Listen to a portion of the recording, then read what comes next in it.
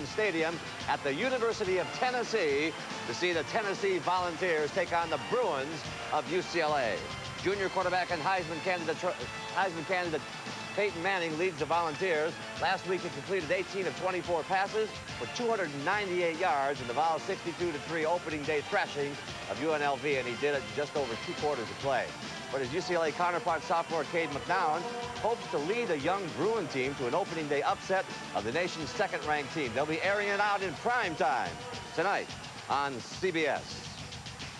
Hi again, everybody. I'm Pat O'Brien. Welcome to College Football Today, and welcome home to the primetime kickoff of the return of college football to CBS Sports. And joining me tonight is my partner, Craig James. I got excited. It's nice to yell for a change after doing all that tennis. Great to have you here. Good to be here, and I've been told that you know all the hot spots in New York City to eat. It's on you. Okay, it will be on me. Also, Craig, we're going to have Danny Sheridan will be with us along throughout the season. And we also have this exclusive footage of you signing, not with CBS, but with SMU. Back in 1979. What's up with that hair? Oh, gee. Come on and pop me in the first show. Well, you look like one of the Bee Gees there, and there you are looking a little younger, but still good-looking guy. Have my name on my helmet so they know who I was. C. James. What are the keys to the season? Well, I think there are 3 things in college football this year we're going to watch for. I mean, Nebraska, their defense, can it be as good as it was last year and get them a 3rd national championship? And today, I think the answer was ground and run the football. You have a chance to be successful. Last year, he was kind of a guy that was like, get somewhere and hit a linebacker and go down. As the year went on, he became much better with his vision. He made big plays for them. Their UCLA defense is going to have a challenge today coming up trying to stop him. They're going to have to stop the run, and when they do that, Mr. Manning is going to run for the Heisman Trophy. We're taking a good, hard look at that offensive line now. Let's fire up the scoreboard right now. Tonight, the University of Tennessee is ready to take center stage in college football. Manning the Volunteers' high-velocity attack is a cover boy quarterback, building a legend taller than the one built by his own father. With Peyton Manning's myriad talents, Tennessee could be the most explosive team in the nation for 1996. The UCLA Bruins saw Terry Donahue ride off into retirement with the winningest record in Pac-10 history. And now it's Bob Toledo's turn, and he brings the newfangled Westwood offense into the land of the SEC. It's Tennessee and UCLA coming up next on CBS.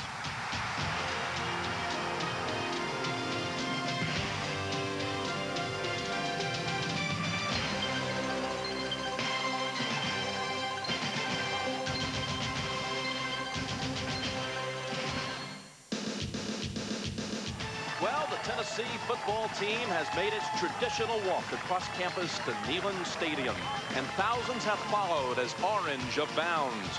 But there are other ways to arrive for the games here. The Volunteer Navy has navigated the Tennessee River and dropped anchor. And whether it's by land or by sea, they've all come to the biggest football arena on earth, Neyland Stadium, all set for UCLA and Tennessee.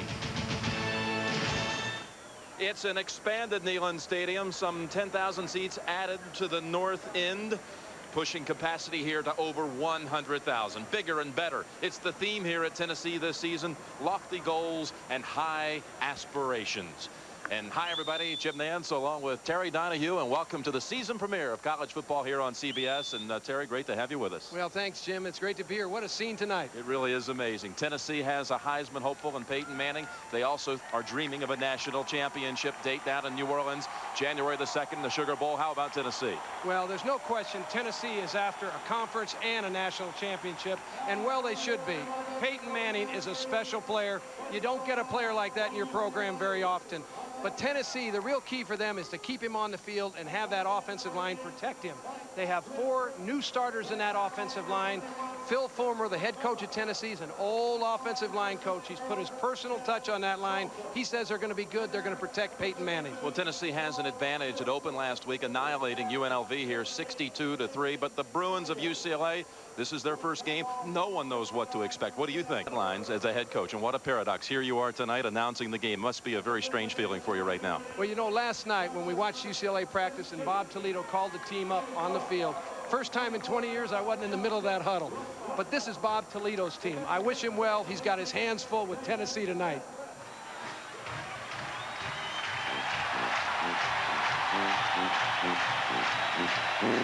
The pride of the Southland Marching Band.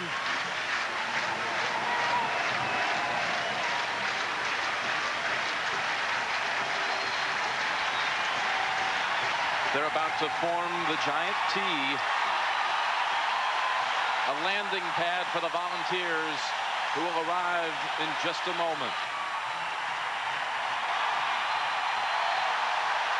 What a feeling, come busting out before 100,000.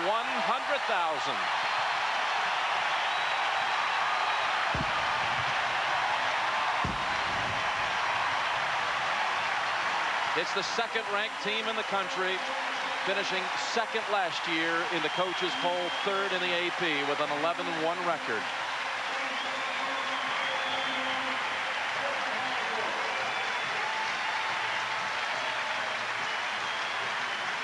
Philip Fulmer, the head coach, in his fourth full season. The decisive underdog, the UCLA Bruins, season opener. And Tennessee and UCLA coming up next. Tennessee, the gateway to the Great Smoky Mountains, Neyland Stadium. And a beautiful night here. 73 and light winds, just a slim chance of showers. And before we kick it, let's bring in our sideline reporter, Michelle Tafoya. Welcome, Michelle. Jim, thanks very much. Boy, if it weren't for these headsets, I'd never hear you. But a message was sent inside the Tennessee locker room tonight. They knelt for their pregame prayer, and then Philip Fulmer told us, gave them some reminders. He said, poise and alertness. UCLA is going to throw some things at you you're not expecting. Be ready. And then he emphasized fierceness and finish to the defense. He said every down, every play must be played with fierceness and finish. And then the team repeated its 7 maxims, finishing up with carry the fight to our opponent and keep it there for 60 minutes. Now over in the UCLA locker room. The football field. Tennessee won the toss and deferred. So UCLA will receive. Chris Hove will kick. Keith Brown, a freshman, and Ryan Rock, a freshman, back to receive. So inexperience to field the opening kick. And it's Keith Brown up the middle. A speedster, not able to get into a full gallop, but he's out to the 23-yard line. Very underrated. They first met back in 1965. 5-4 and 2 ties. Can't get a whole lot closer than that. Back in '65, the rivalry really was fueled by Tommy Prothro. He was a man from Memphis, but the UCLA coach, Terry Ucla, for him. And they played that first game at the Liberty Bowl, won by Tennessee, rather controversially. First snap, McNown across the middle. That's Hicks breaking away, getting some running room across the 40. Blocker in front and into Tennessee territory. He trots to the 47. Skip Hicks tonight, he's got to be a factor in this game for UCLA. He was certainly a factor on the first play. He was the Bruins' leading rusher when he was a freshman back in '93. But injury plagued ever since.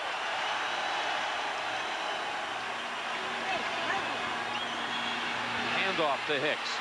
Good hole on the right side. Stiff arms one tackle and breaks a second one. And out of bounds at the 35. Another first down for the Bruins. UCLA actually opened this game with 3 receivers. Danny Farmer was in the lineup. They've got a 3-receiver set once again. Farmer's in the slot to the left. First down from the Vols 35. And a pass to Farmer for a short gain. Craig King on the collision. Well, second down and 4. And this time Hicks is met right away by Bill Duff.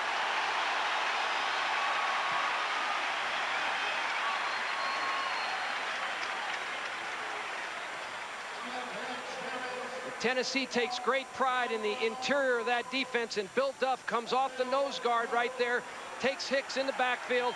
Hicks has got to have more daylight, more running room to start a play than that. The offensive line has got to nail that penetration so that he can get started properly.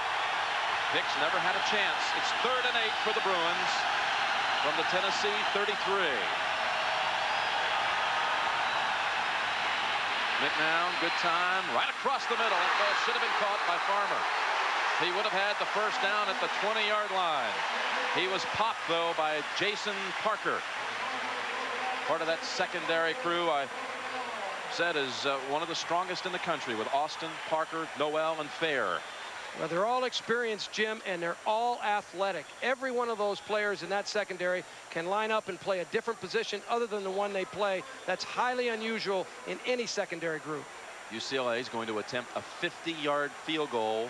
Bjorn Merton, senior from Centerville, Virginia. He was All-America as a freshman, but inconsistent since that season.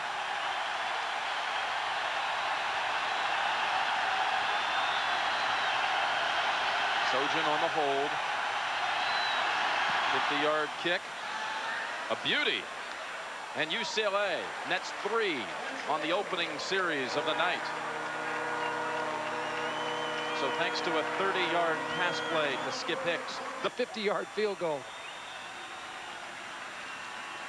Bjorn was an All-American, Jim, as a freshman, then had a couple tough years, but what a way for him to start.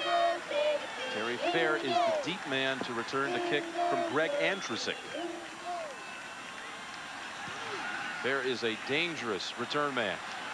Had a 50-yard run back last week against UNLV. Looking for the wedge. Only out to the 21. 3 for the Bruins on their first series, but maybe could have been more, Coach. Well, you've got to be impressed with the way Cade McNown hit. Hit delivered by Parker Farmer, a freshman from Los Angeles. Now, Peyton Manning and the Vols will call it from the 20.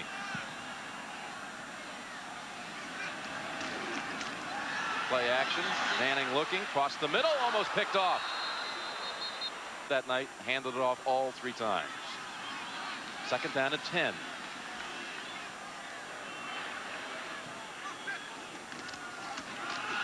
Graham, he rushed for 1,400 yards last season, but stuffed on his first carry tonight.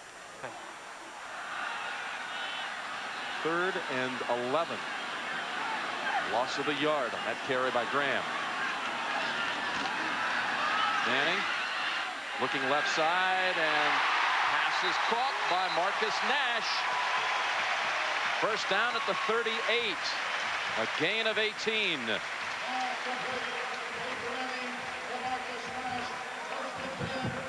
Well, we see Marcus Nash here in the slot. He's one of the real speedy Tennessee receivers, and he does a great job here of getting off the coverage and concentrating on that ball. It's a great catch by Marcus Nash. Sean Williams lost his footing for a moment, and that allowed Nash to get open.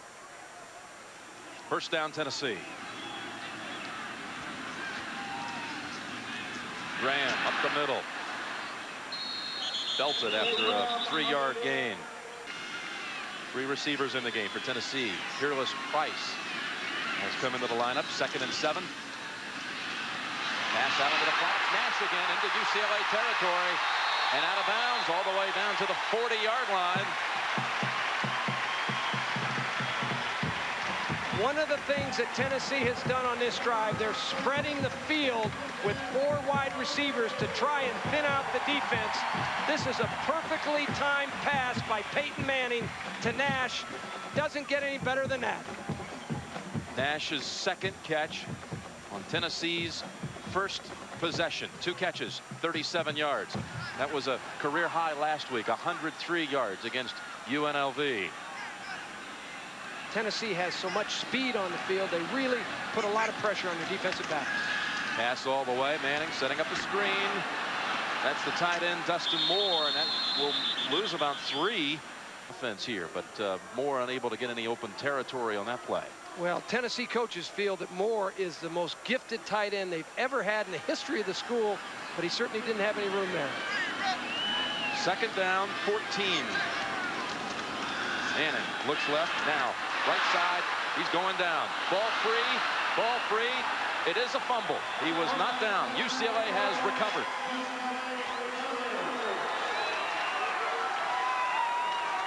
Brian Wilmer with the recovery as Manning got hit. He was rocked by Jeff Ruckman.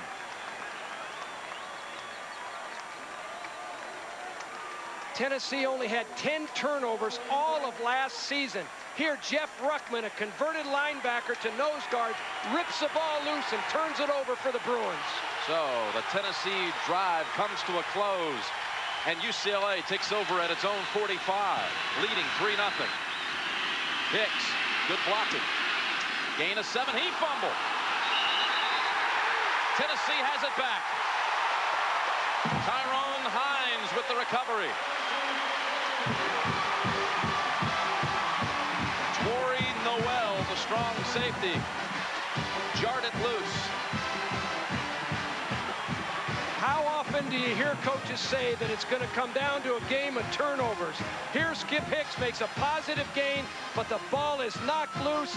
Turnovers are always a coach's nightmare. That's what we fear more than anything else. We tell our teams right before we leave the locker room for the stadium, whatever you do, guys, don't turn it over. Hicks a little groggy, but able to walk to the UCLA sideline. So back-to-back turnovers, and Tennessee, which had the football at the Bruin 40, now will take over at its own 48. Philip Fulmer, he knows how valuable that man is. Tyrone Hines, he was the second leading tackler last year. Big play man.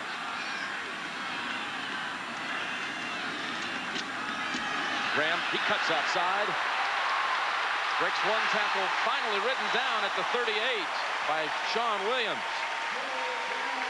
14 yards for Jay Graham.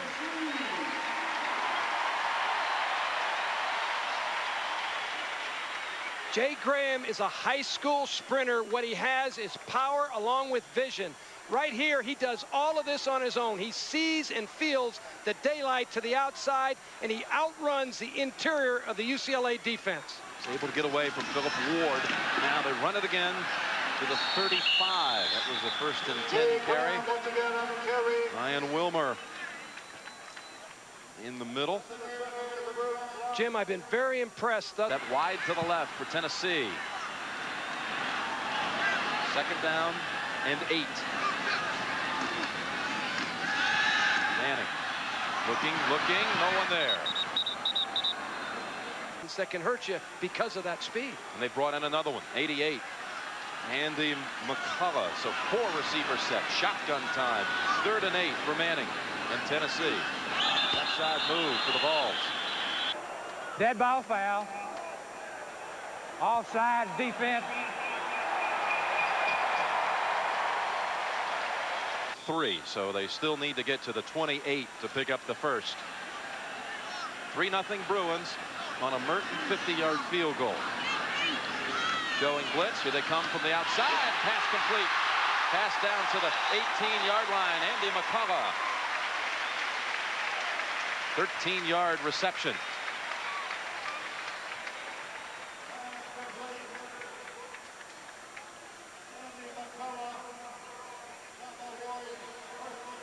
McCullough comes in. Brings the football to the 18-yard line. 2 tight ends for Tennessee here on 1st down. John Sartell, number 87, senior from Memphis, comes into the lineup. So they run it. Graham jukes down to the 15. Wilmer again. Wilmer very active. Brian Wilmer, leading tackler on the team a year ago. He's one of the leading tacklers on the team. He's a good, tough, solid inside linebacker. The thing that Brian Wilmer has given the team this spring is real leadership. He's mature now. He understands playing defense at UCLA. They really like him. Graham, 5 carries, 21 yards, 2nd down and 7.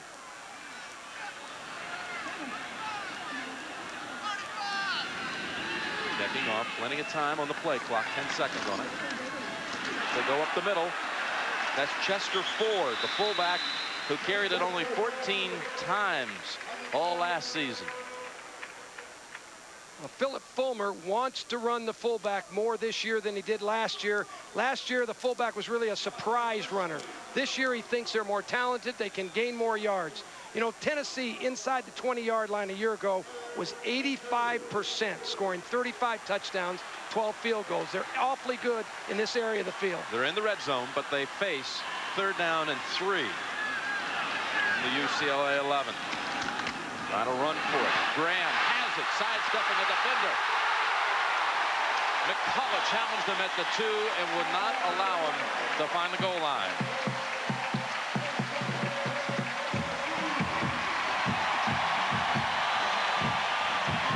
If you want to know why people line up in the I formation, Take a look at the fullback, Chester Ford, leading Jay Graham. He gets a great block on the linebacker, and then Jay Graham, the power runner for Tennessee, uses all that strength to fall forward. He's a 400-pound bench presser, very strong physical runner. Everyone in tight. First and goal. Tennessee trailing 3-0. Down to the 1. Graham. Williams. Ruckman in on the play.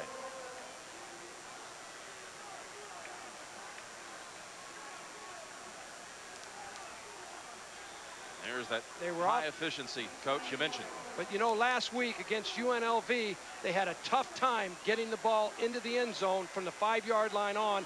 Phil Fulmer said he was going to work on it this past week in practice. He wasn't going to be stymied this week against UCLA. We'll see. 9th play of the drive coming up. 2nd and goal.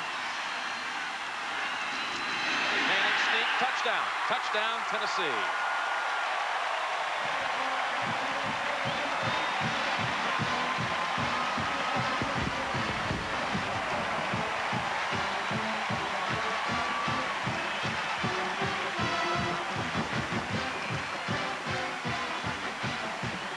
Manning on a sneak for a touchdown for the 2nd straight week.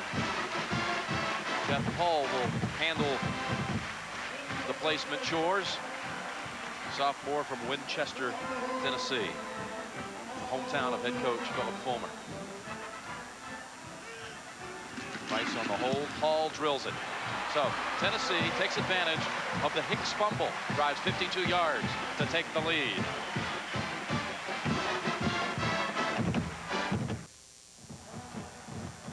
Jim Nance, Terry Donahue, Michelle Tafoya. Gorgeous night, Knoxville, Tennessee.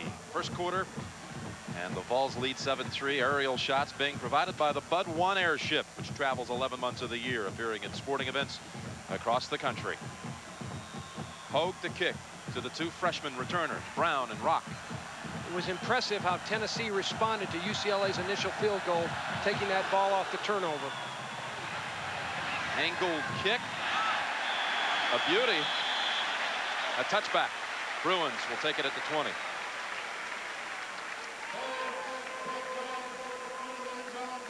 You know, Jim, we made a big to-do at the start of the telecast about the Tennessee offensive line. They're the key to a national championship and conference championship. Watch the surge and watch Peyton Manning. They blow the UCLA line back into that end zone. That's an excellent job by that young offensive line of the Volunteers.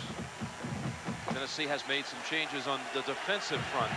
They roll the defensive linemen, get a lot of players into the game. Into the eye of the Bruins. Hicks stopped by Hines for a yard loss. That's the combo that led to a turnover last time. Hicks fumbling, Hines recovering, Tennessee driving for the touchdown. In visiting with Bob Toledo prior to the game, I asked Bob his biggest concern going into the contest. He said the speed of Tennessee's defense. He's really concerned that they're so fast defensively that he's going to have to use a lot of counter plays, a lot of things to take advantage of their flow. 2nd and 11. Billy Ratliff, the 40 in on the defensive line for Tennessee. Ooh, that was shut down, and McNown had to eat it all the way back inside of the 10. Al Wilson blitzing.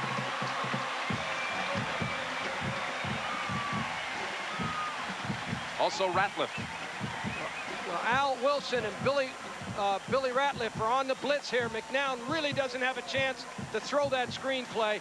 Made a smart play, didn't throw it into coverage, just ate the ball. What you kind of do, you live to fight another day. You just take your lumps, but don't cause a turnover in this area of the field. Cade McNown did a good job. Billy Barron also credit for the sack on that one. 3rd and long, dangerous territory here. 22 for the first. No flag. McNown, good time. He'll scramble out of there. Gets away from Wilson, but Hines meets him with 2 others, and he's about 6 yards shy of the first down. Leonard Little chasing also. A run of 16, but the Bruins will punt. McNown A lefty, and sometimes coming out of that pocket looking like another one. Out in California, Steve Young. Well, you know, Cade McNown rushed for 300 yards last year. He's got good legs underneath him. He can save a play just like he did there. Although they didn't convert the first down, he got yardage for the punter, Chris Saylor. Saylor, the sophomore. He had 7 kicks last year, or 12 kicks last year, over 50 yards. Fair, the return man. He won't touch it. And a good kick by Saylor. Comes to rest at the 30. 46-yard punt. Tennessee leads 7-3 in the first.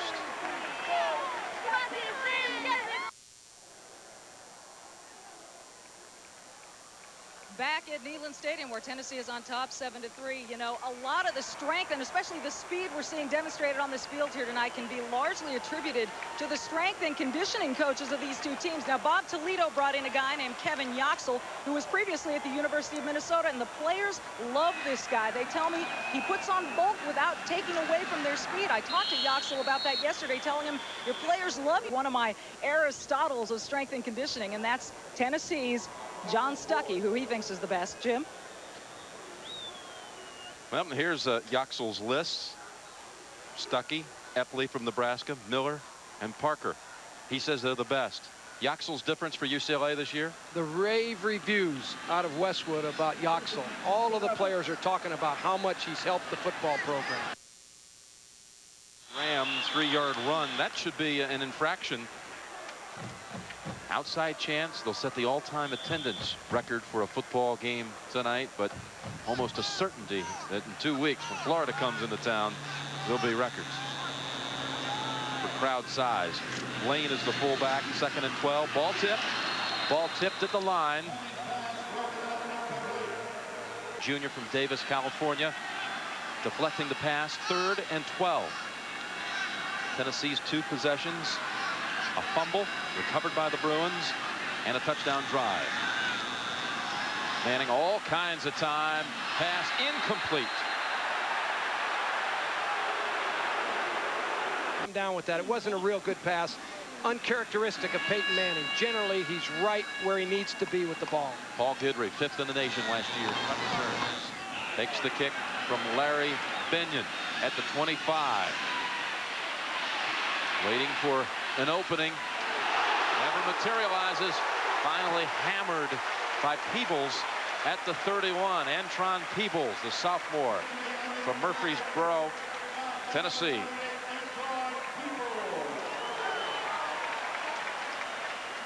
Right here you see Brian Peebles, and he'll come in here and really finish Guidry off, really punishes him right there with a great tackle.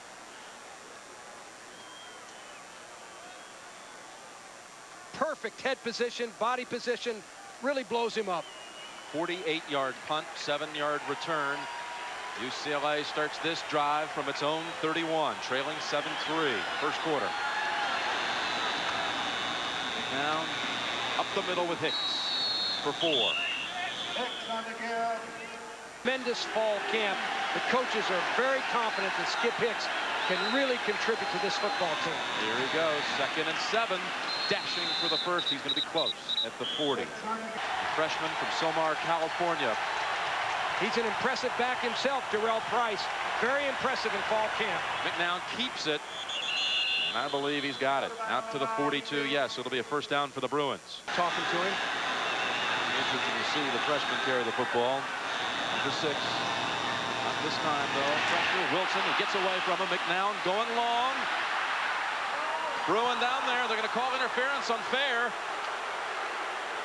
McElroy was the intended receiver. One-on-one coverage. Pro football, I think it's a real fair call in college football because you just get the 15 yards and first down. Leonard Little has come out of that defensive front for the Volunteers. Here's Price, the freshman. His first carry loses about 4. Are they going to say the football? They've whistled it down. Bill Duff had scooped it up, and he was looking for the end zone. Nick Jester got to him first. Parker was there also for a blow.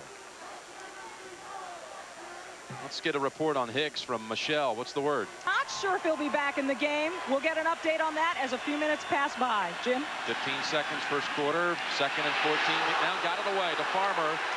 Good open field tackle by Torrey Noel. That'll be the final play of the first quarter. Hal Wilson was in on the quarterback in a hurry. That's the end of the first quarter, and a good one. Tennessee 7, UCLA 3. And we'll return to Neyland Stadium after this message and a word from your local station.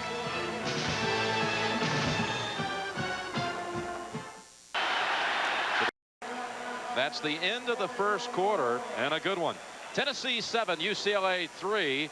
And we'll return to Neyland Stadium after this message and a word from your local station. From the Tennessee 44, Ryan Rock has come in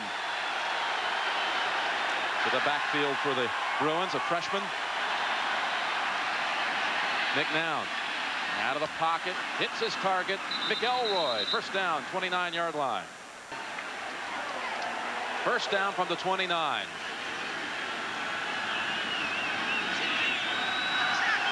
Double tight end, Jamal Clark has come in on the left side, running the option, the pitch to the freshman Rock, who falls on it at the 45.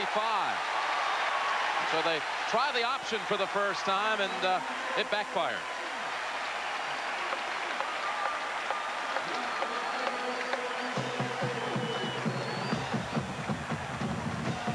Ryan Rock says, hey, you're killing my stats. That's my first carry. Well, the great Tennessee defensive end, #1, Leonard Little, comes down and really put a hit on Cade McNown, the quarterback. The pressure off the corner was just too much for the quarterback to handle, so the pitch went astray. Tennessee says that Little runs a 4-4-40. I've been coaching 30 years, Jim. Never saw a defensive lineman in my life run 4-4. Second down at 25. A reverse, back to the quarterback, who gets it away just in time, and that's well protected back there by Parker and company. Rodney Lee pitched it back to McNown, but quarterback pressure applied by Billy Ratliff. Well, one of the things that Bob Toledo likes to do is run trick plays. He told me before the game he was definitely going to call them. Right there, Leonard Little puts an unbelievable hit on Cade McNown. Cade McNown is a tough player, but you don't want to get your quarterback hit like that. Ratliff had him by the ankles, and Little took a good shot at him up high. So 3rd and 25. It was a clean shot.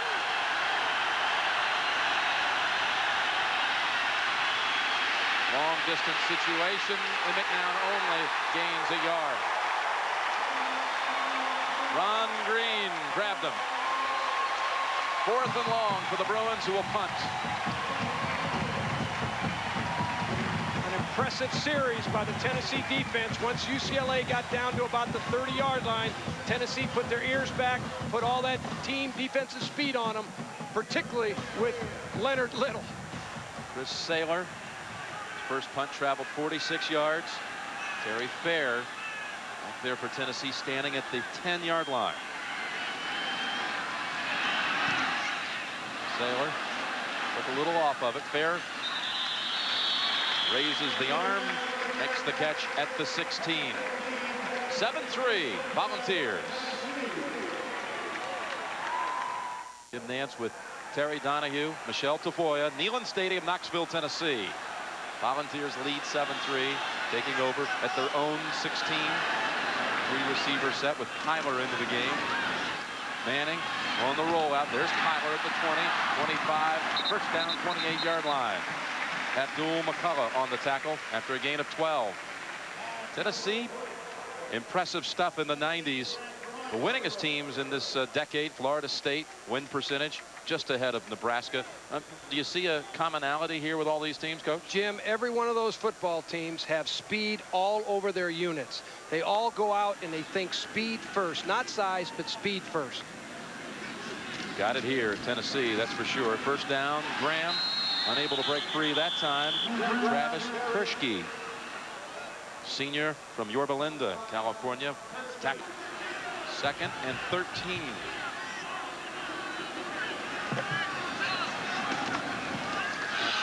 to Nash, looking for room, cuts back to the middle and finds it. To the outside, Nash to the 50. Inside the 30. Finally, Abdul McCullough bumps him out around the 10-yard line.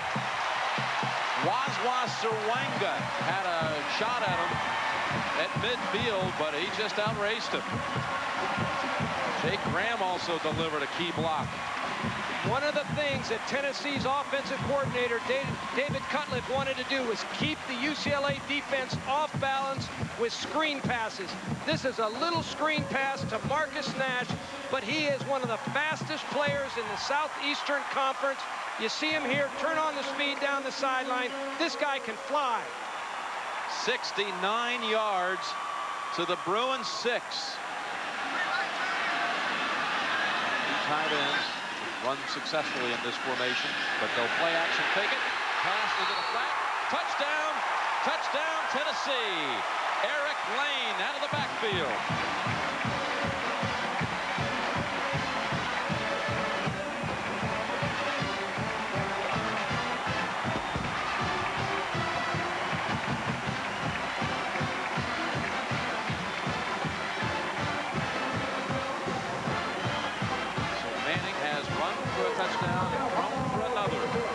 Set up by the 69-yard pass play to Nash. Tennessee has an awful lot of weapons offensively. This is just a little bootleg pass. Peyton Manning lays an easy throw in there to Eric Lane.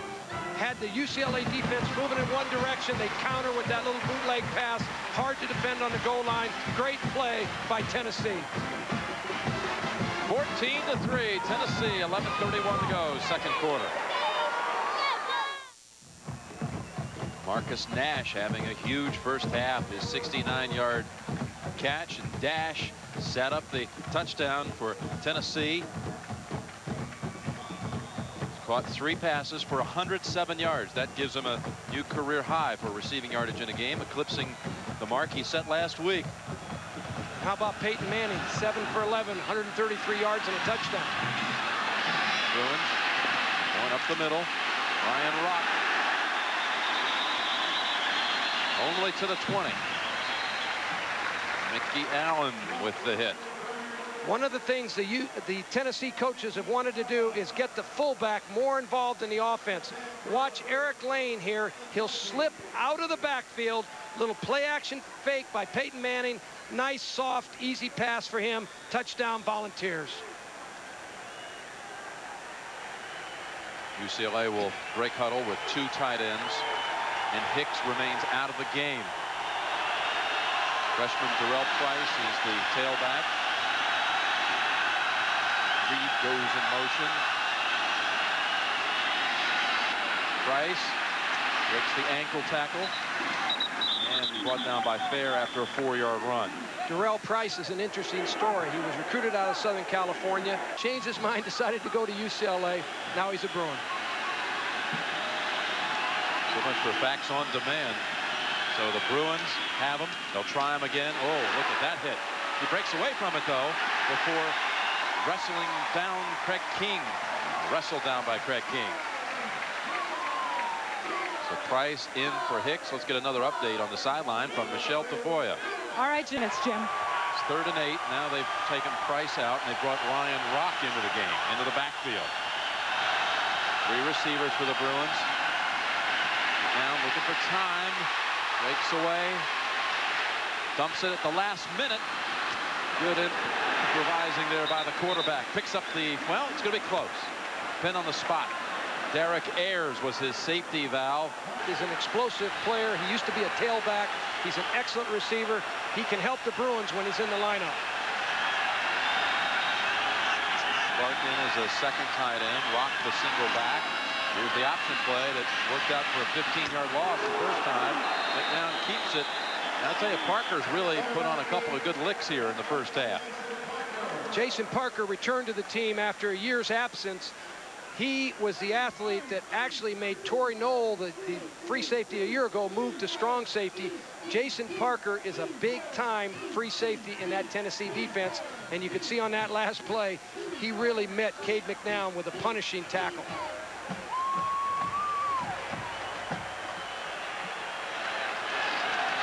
Second down and 5. Now lost his footing for a second. Now has a man open midfield. First down. That's Greed, the tight end, sophomore from San Jose. UCLA. The Bruins have moved back into Tennessee territory, only getting a field goal so far on their first possession. A 50-yarder it was by Merton. McElroy. That side was just packed with Volunteers and a flag thrown in. Bill Duff on the hit.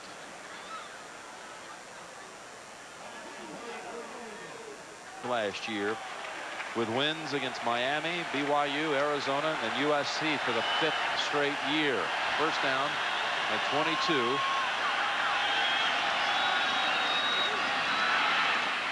Oh, open in the middle. Rock. Ryan Rock with some room. Well, one of the things UCLA likes to do is play a real tough non-conference schedule. Gets them ready for the Pac-10 race. Here's some more trick plays. Nothing develops, though. McElroy down at the 45 of Tennessee. It'll set up 3rd and about 6. This UCLA team goes home next week for a game against Northeast Louisiana, then back on the road to play in Ann Arbor against Michigan.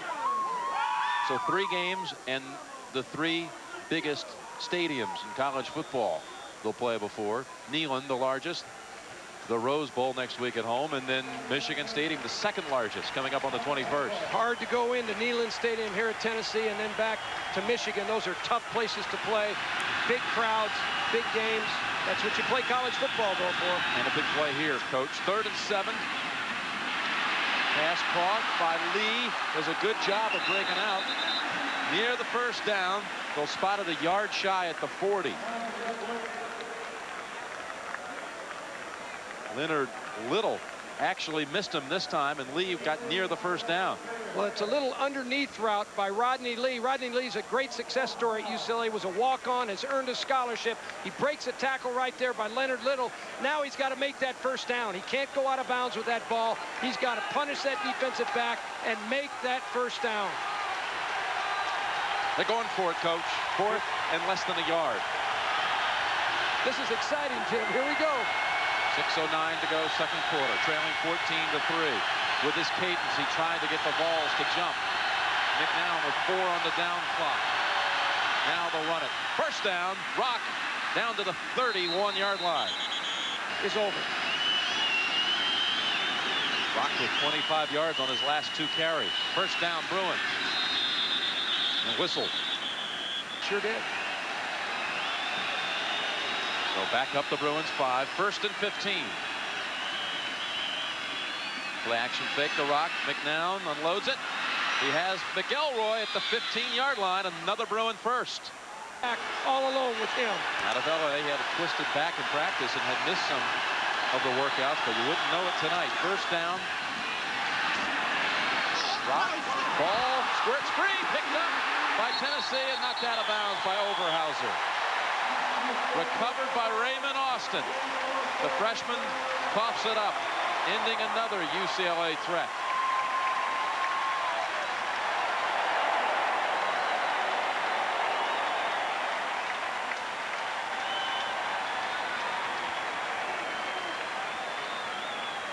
Hines in there helps strip the ball free. The Bruins have been close, but they've only gotten a field goal as Tennessee leads 14-3. All right, Patrick, we look forward to hearing from you. Craig at halftime. 2nd turnover for the Bruins. Fumbling twice in Tennessee territory. Volunteers their own 15. Graham for 3. That's all. Kershke on the tackle, rode him down inside of 5 minutes to go here in the first half.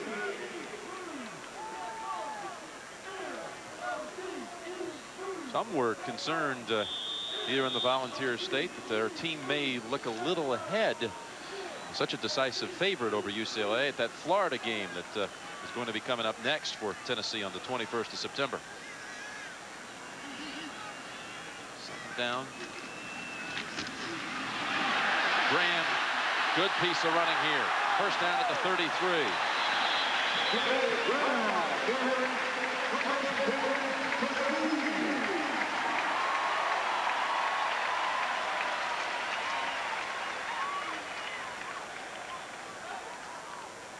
This is going to be a counterplay to Jay Graham. You're going to see the left guard, Robert Poole, and the right guard, Robert Poole, and Jarvis Rito, the right tackle, lead the way for him. If you have to describe Jay Graham, it's his power that's impressive. He's a strong, physical player, 222 pounds. They say 206 on that. He's 222 pounds. I saw him before practice yesterday. He is a real man. Mark Levine replaces him. No yardage on that play. Levine ran for 2 touchdowns last week. Beating Florida. They feel that that's not only the conference championship game, but the national championship game. It's hard to keep your attention with that on your mind. Second down to 10. Make the pitch. Manning in trouble. Gets it away in time. Levine the intended target. McCullough on the coverage. We saw Phil Fulmer. He said, I talked to my team about 11 opportunities this regular season to prove you are something special. And it took me about 1 minute to convince these kids not to look past UCLA. And you just have to live through that as a coach. When you've got a highly publicized team like Tennessee does, you just live with that pressure every week. But that's what you like. You like to be picked like that. 4 receivers in the game. Third down and long for the Volunteers. Manning intercepted by McCullough. McCullough down the sidelines. He has open room and he will score. UCLA comes right back with the return by Abdul McCullough.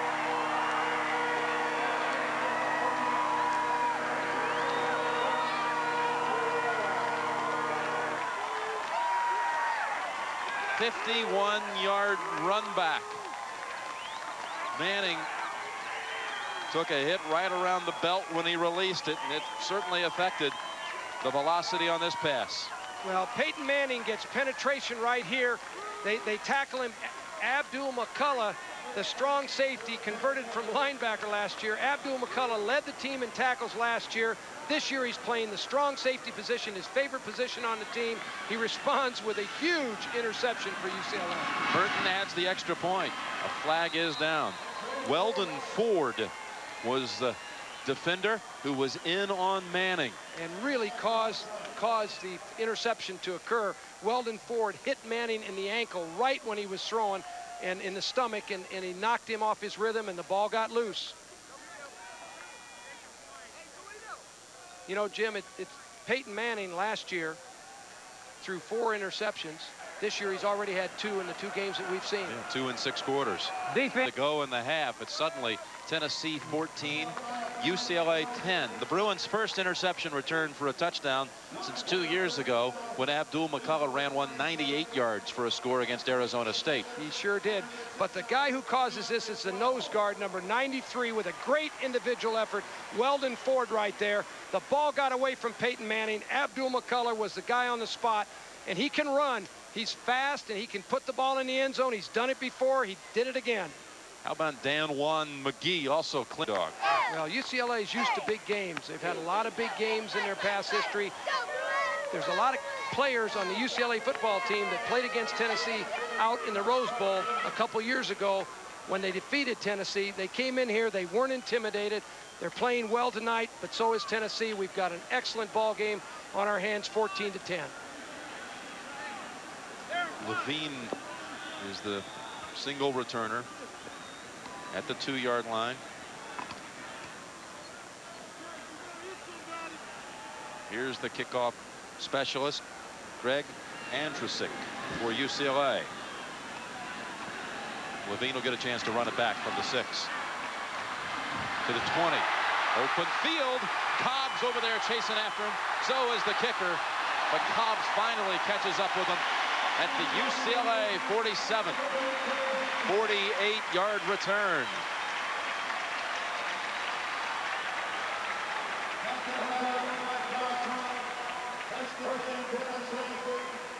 The tradition of the kicking game at Tennessee goes all the way back to 1926 when General Bob Nalen was the football coach here. It's the very first thing that Tennessee practices every single day when they take the field.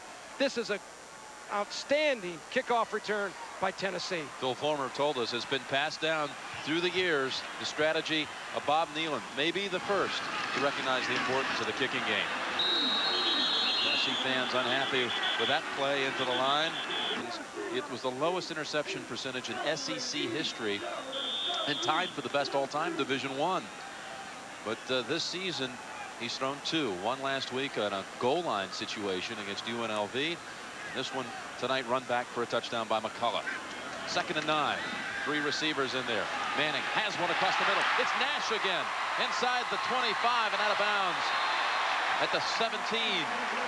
Serwanga bumped him out. But Tennessee putting together a nice little flurry here with the kick return by Levine and Nash on the receiving end of Manning. Well, Tennessee caught UCLA in man-to-man coverage. It was an underneath drag route by Marcus Nash, and he has had the explosion tonight.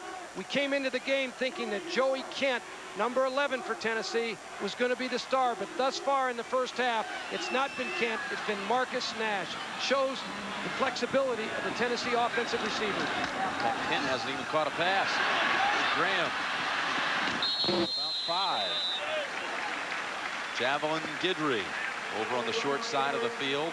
Joey Kent needing 4 catches tonight to become the all-time receiver in Tennessee history. He scored last week on a 63-yard touchdown. He's caught more touchdowns than anyone in Volunteer history, but so far no receptions tonight, while Nash has 136 yards worth on 4 receptions. You know, we talked before the game that Kent might break it in the first quarter the way he was going. You know, he had such a big career and a big week last week. 2nd and 5. Up the middle, Graham near the first. Near the first at the 9-yard line. Clock running with 1:40 to go before halftime. Pat O'Brien and Craig James in our 3rd and less than a yard. Tennessee at the UCLA 9. They have 2 tight ends into the game. 34 before the intervention. Go with the fullback, and Ford has it. Chester Ford. Yeah, maybe not. Let's see where they spot it. Fulmer looks pretty certain that he has the yardage. Chester Ford has not carried the ball very often for the Tennessee Volunteers. Generally, in that kind of a situation, you'd expect their best back, Jay Graham, to get the football. First down. First down, that'll even measure for it. 1st and goal from the 7. Tennessee has 2 timeouts remaining. Ruckman. Badly hurt and gets back into this football game. 1st and goal, Tennessee. Tyler, the lone receiver, bottom of your screen. Graham up the middle. Graham stopped by Sean Williams. Fumble. Ball is free on the back end of it. I think they may have ruled him down.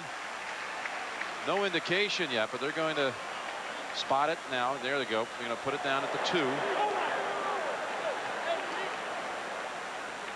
Did the ball squirt loose before he was down? Let's take a look. Jay Graham is a power runner. Great kick-out block by Chester Ford.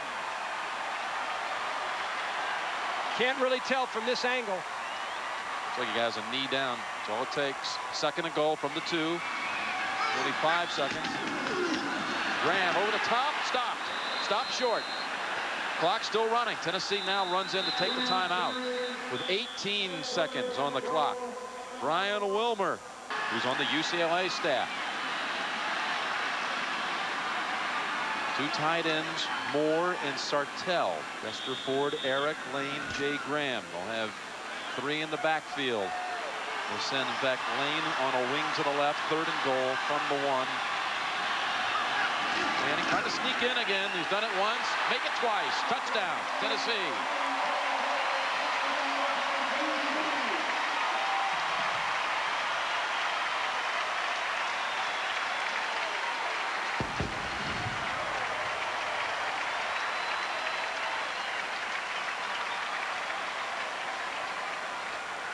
Manning with his 2nd touchdown from a yard out. Philip Fulmer has got to be happy with the surge of the offensive line once again, punching that ball into the end zone for Peyton Manning.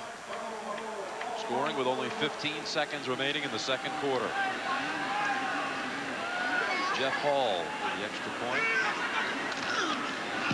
So after giving up the touchdown on the interception, Manning drives the Volunteers back. They were aided by the big kick return by Levine of 48 yards. The pass play to Nash, and then Manning scoring for the second time tonight.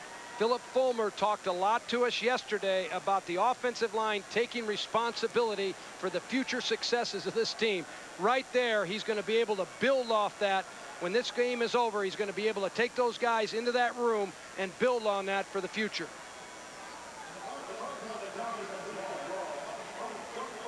(21-10) Tennessee.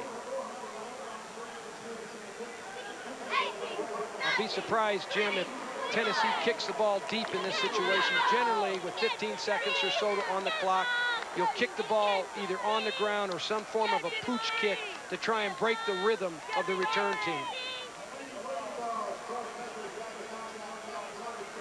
2 weeks from now, we'll return to the college football. They didn't want to talk about UCLA. They want to talk about Florida. Yeah, that could be dangerous sometime, but hasn't affected the Volunteer players. Here's the short kick. And returned out to the 30 by Caldwell. 9 seconds remaining. Best seat in the house, some say, is inside the Bud 1 airship flying overhead to bring us these beautiful shots on a clear night in Knoxville, Tennessee.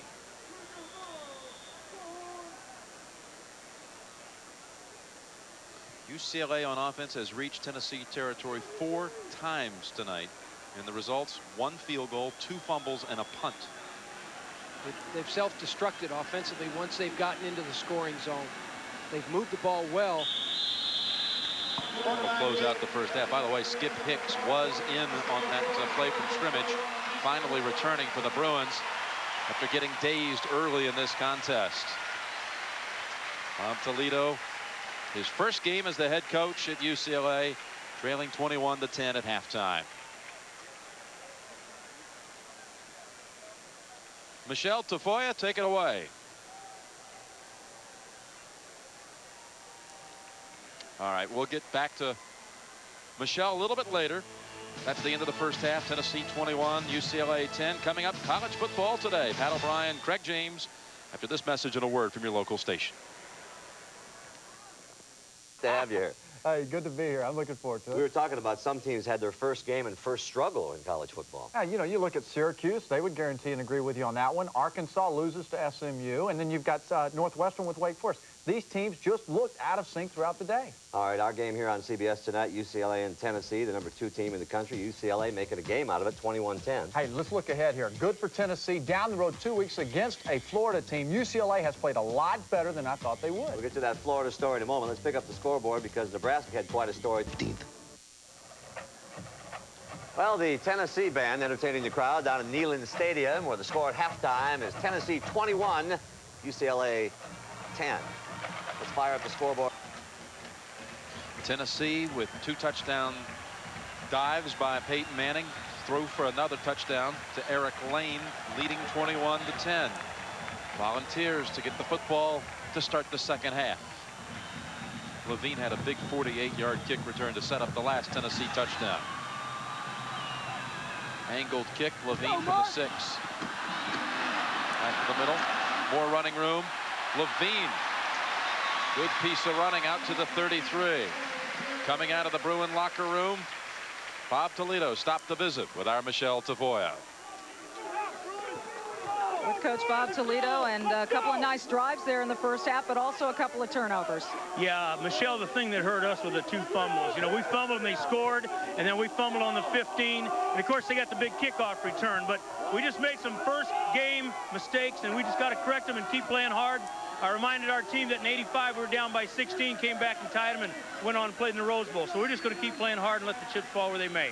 Thanks a lot, Coach. In '85, 26-26 tie. Start the second half. Manning goes long. He was looking for Joey Kent, trying to get him started, but Paul Guidry with the coverage right there with him. That 26-26 tie back in '85. UCLA scored 16 points in the last 5 minutes.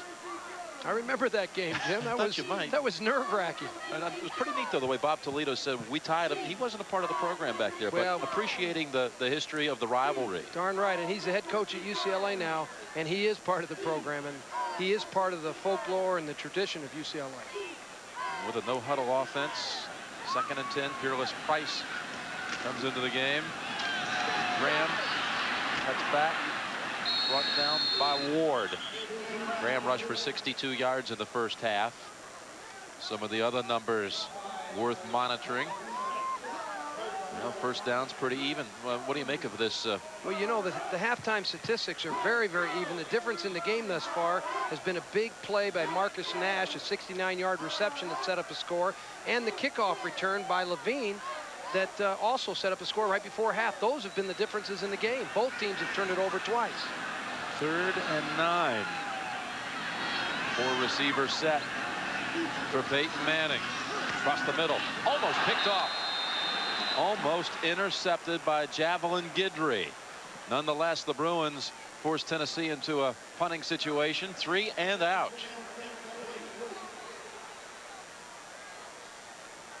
One of the best receivers in Tennessee history. Binion punting for only the 2nd time tonight. Booming this one. And a fair catch made by Paul Guidry.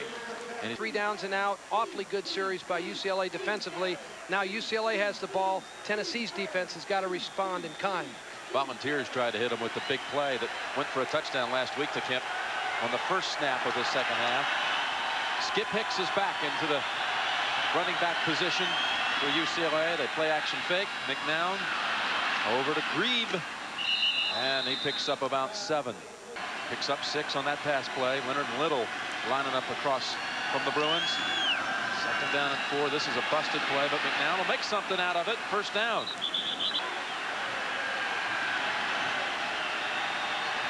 First down and 10.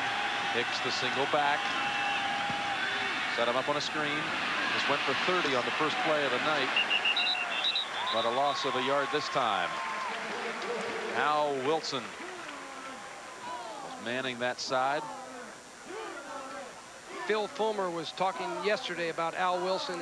He said there's no question in his mind this guy is a future star. He's one of the fastest linebackers that Tennessee has ever had. He was a high school tailback, and he believes he'll be one of the real leaders of that defensive football team throughout the season. Only a sophomore from Jackson, Tennessee. 2nd down and 11 for UCLA. McNown checking off. Hicks, no gain. Wilson's in on that play, along with Duff and Billy Barron. Hicks with 7 carries for 24 yards, but he set out most of the first half. He sure did. And 3rd and 11. They'll go to the shotgun. Down 21-10 early 3rd quarter. McNown has the target. Danny Farmer, but not the route that would get you the first down. Torrey Noel on the coverage. Craig King was in the backfield on the quarterback. Danny Farmer comes from a real traditional athletic family. His father, George Farmer, played for UCLA. His uncle, Dave, was an outstanding player at USC. And certainly Danny Farmer has been a contributor tonight. Look at the hit that Cade McNown takes right here. Craig King, the outside linebacker, rushed on the blitz right there. Saylor to punt. There, will he get a chance to show us his skill as returner? Nope. So a fair catch at the 16, 45-yard boot. Each team with 1 possession. 21-10 Tennessee. The legendary chalice of Malta has never come cheap. In 1238, it was captured by 10,000 Celts. In 1512, it took an entire...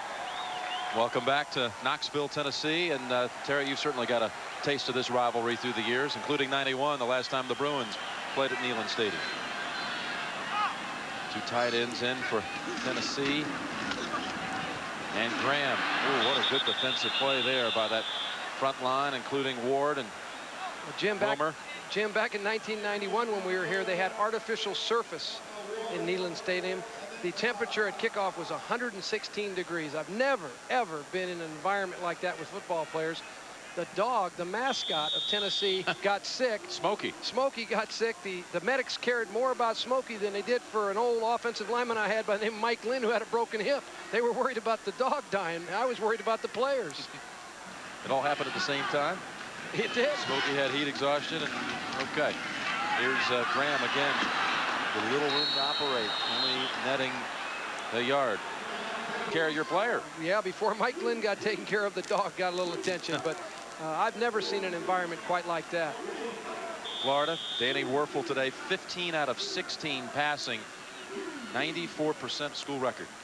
The UCLA defense, which is new this year, is beginning to affect Tennessee. They're having a hard time getting a hold of all the pressure. There's 9 potential blitzers in this defense with the 2 corners out on the islands.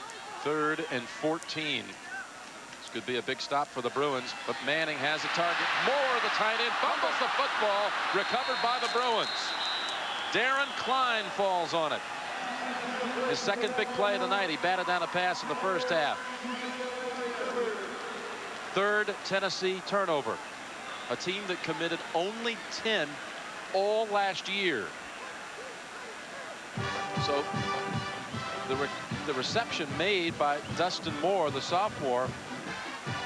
Dustin Moore makes a good reception here, as you said, Jim, but he's really stripped by Abdul McCullough, who had a big play in the first half with the interception for the touchdown. Comes back here with the strip, and Darren Klein makes the recovery. Huge turnover for UCLA. From the 25 of Tennessee. You see why McCullough was the UCLA Defensive Player of the Year in '95. Hicks for about 4. 12. They fumbled the second time. But even though you don't score, you gain confidence because you've moved the football. That helps players psychologically. Second, we'll call it 7. Hicks, only a yard. Junior from Tulsa. His comrades face a big 3rd situation here. 3rd and a long 5.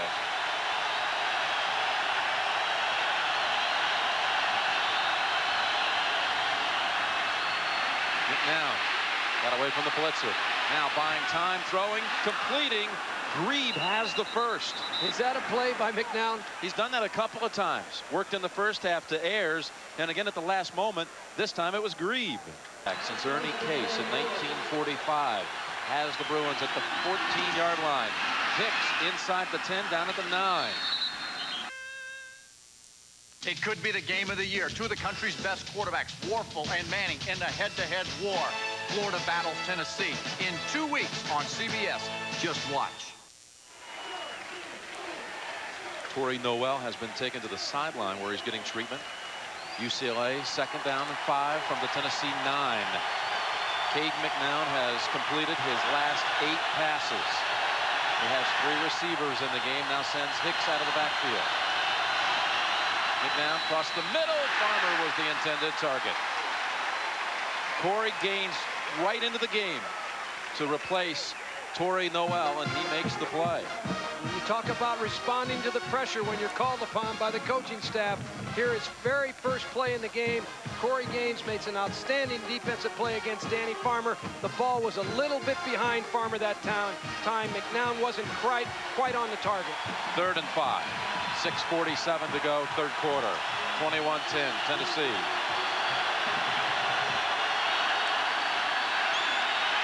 Good time, now rolling out.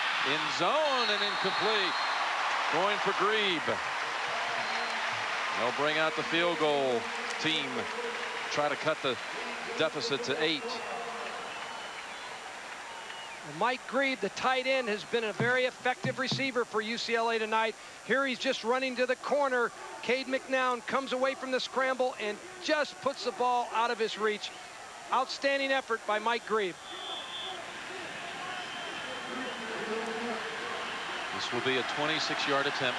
Bjorn Merton, 1 for 1 tonight, made a 50-yarder on the first drive of the night. 26-yard kick. Looking really good. 2-2. 2 for 2. Former All-America place kicker. Solid so far. Bush will be the honorary captain. Should be some event right here on CBS next week. Andrusic's kick. Westmoreland running it back to the 27.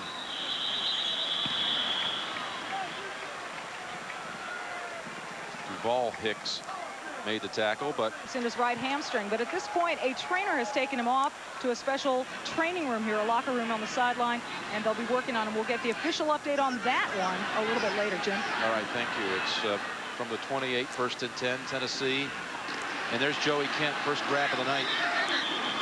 Pounded right away by Paul Guidry.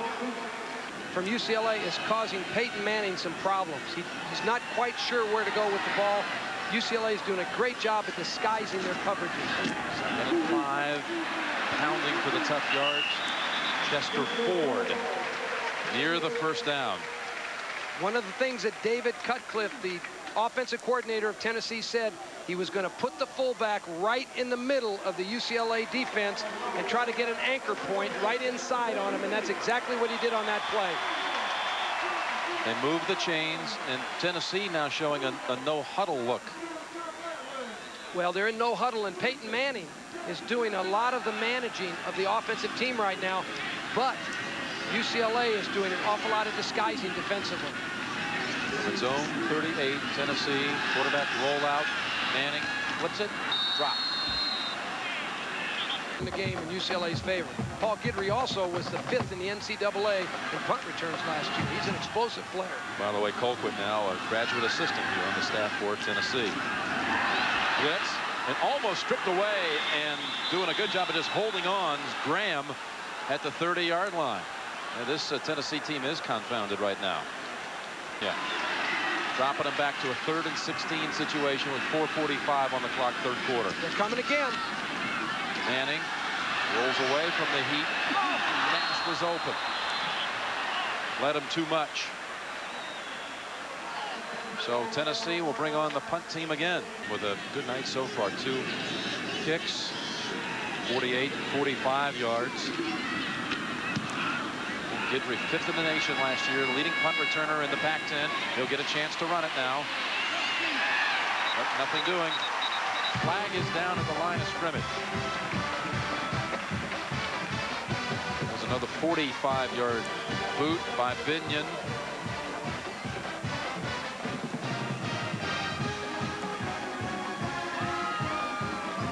And there's also a flag back where Guidry caught it. So we have 2 infractions here.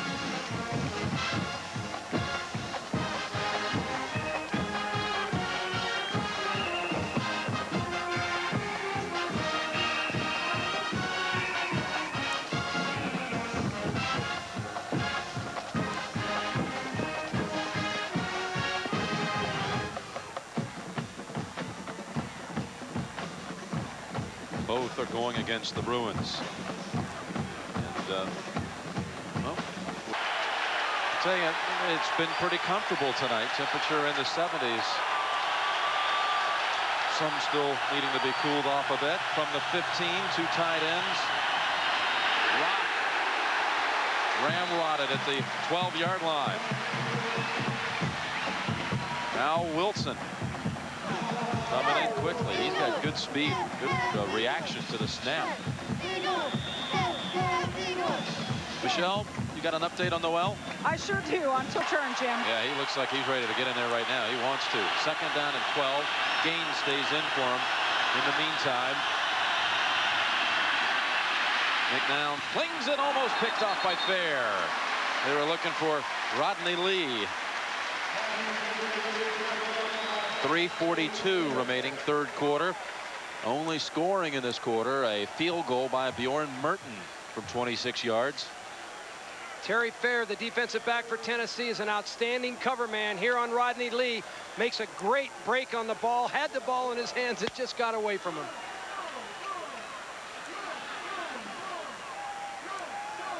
Fair, a junior. He's been a starter here since his freshman year.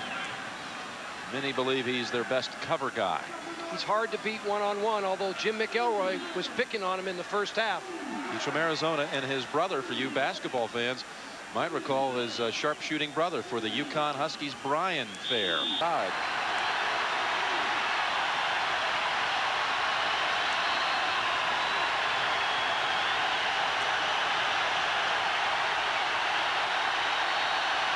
Terrell Price in, 3rd and 12.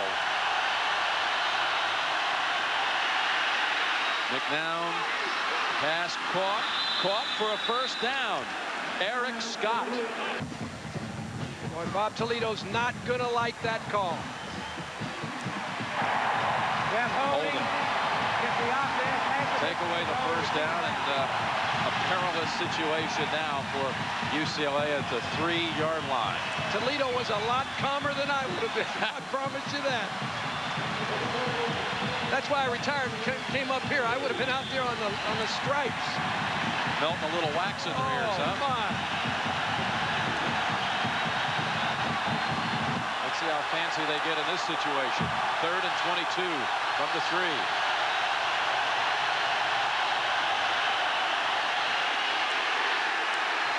Price out to the 6-yard line. Another flag is down.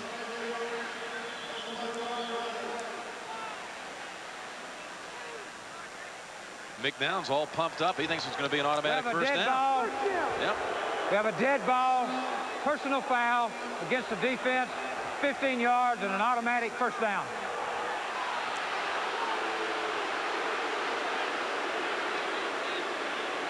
Think about the emotion of the coaches right now. A minute ago, Bob Toledo gets a holding call. He's all the way out there upset.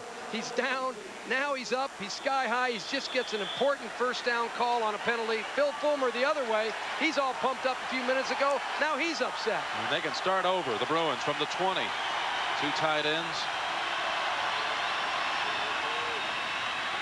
Good fake. Going across the middle and long. McElroy overthrown. Terry Fair on the coverage.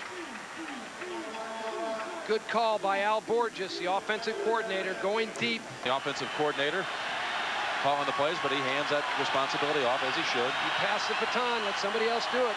2nd and 10. After hitting 8 straight, McNown has now missed on his last 4. That didn't work out. That was Price getting it late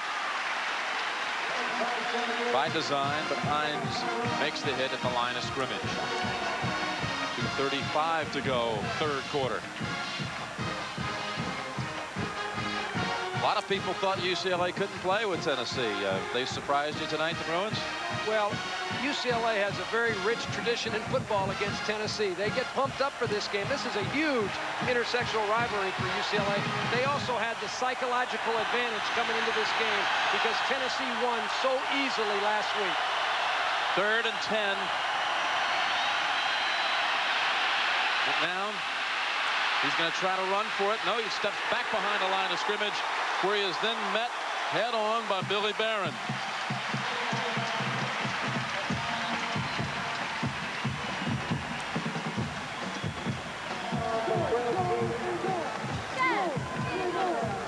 UCLA will have to punt.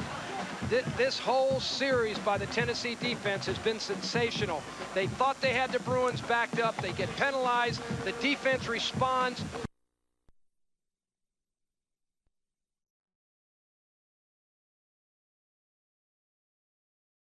At his own 43.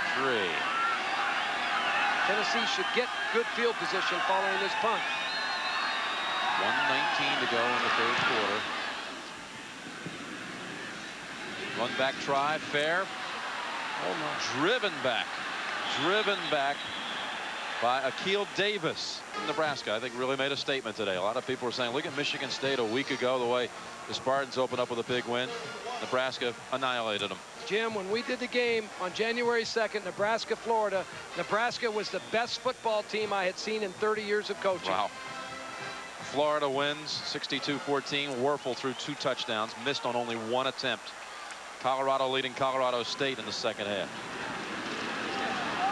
You see running the football with Lane to the 35. Gain of 4. All right. Lane caught a touchdown in the first half here. 21-13 final minute, third quarter. When this game is over, both coaching staffs and teams are going to look to those turnovers. They're going to say, if we had just not done this or that, those have been the keys to the game thus far, those turnovers. 2nd and 6, Kent open. Manning got it to him quickly. Kent with a little high wire act for the first down at the 46, a gain of 11. Second catch of the night. Kent needs 2 more to become the all-time receiver at Tennessee, surpassing Thomas Woods. When Joey Kent catches a pass, 79 of his 121 receptions have been for first downs. It's tied now with Tim McGee. One more catch to join Woods. 1st and 10. Manning. There's Kent again. He's tied the record, and he's moved the Volunteers into UCLA territory at the 39. Javelin Guidry on the tackle, gain of 15. Joey Kent was silent in the first half, but he's starting to make his presence felt here. He runs a little drag route. Peyton Manning has a nice, easy throw to him right here for the first down. 3 catches in the quarter for 31 yards. McCullough has come into the receiving corps. What could be the last play of the quarter.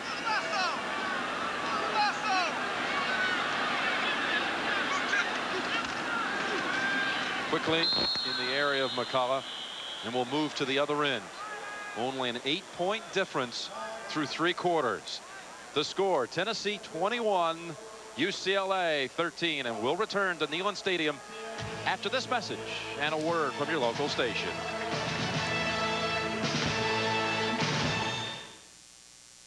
Nance, Terry Donahue, Michelle Tafoya starting the 4th quarter. How about Peyton Manning tonight, Coach? Well, not a Heisman night. The defense has caused him some problems. He's having a solid, steady night, but certainly not a Heisman Trophy night.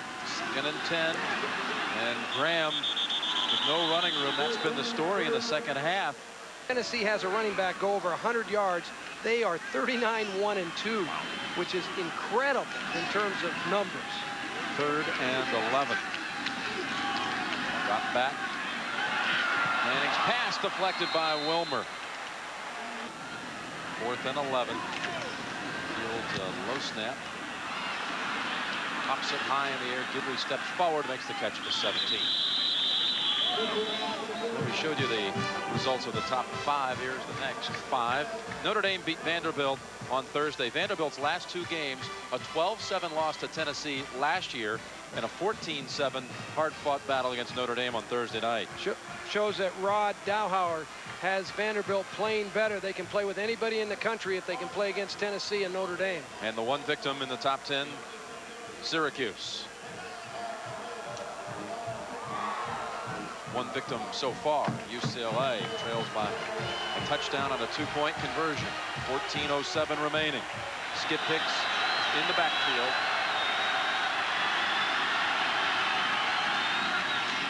Hicks running with open room. Hicks starting to glide again. That's near the 27. He really glides. He is smooth. He looks like he's waiting to break every run for a touchdown. There he is. First down. Corey Gaines on the head along with Hines. Some people might think this UCLA team is a bunch of imposters playing so tough here. Hats off to him. McNown, does the knee go down? Gets the pass away incomplete.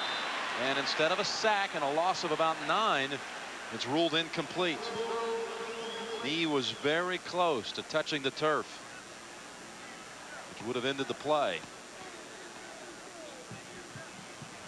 Cade McNown will try to bootleg out here. He trips on the running back's feet right there. Does an amazing job of keeping his balance and getting rid of the ball. And as you pointed out, to avoid the sack in that position really helps the offensive play calling. Now you're 2nd and 10 instead of 2nd and 19. You have so much more to choose from. Missed on his last 5 throws. Still a good percentage for the night. 2nd and 10. McNown. Working hard for about 3 as Jonathan Brown was riding them down.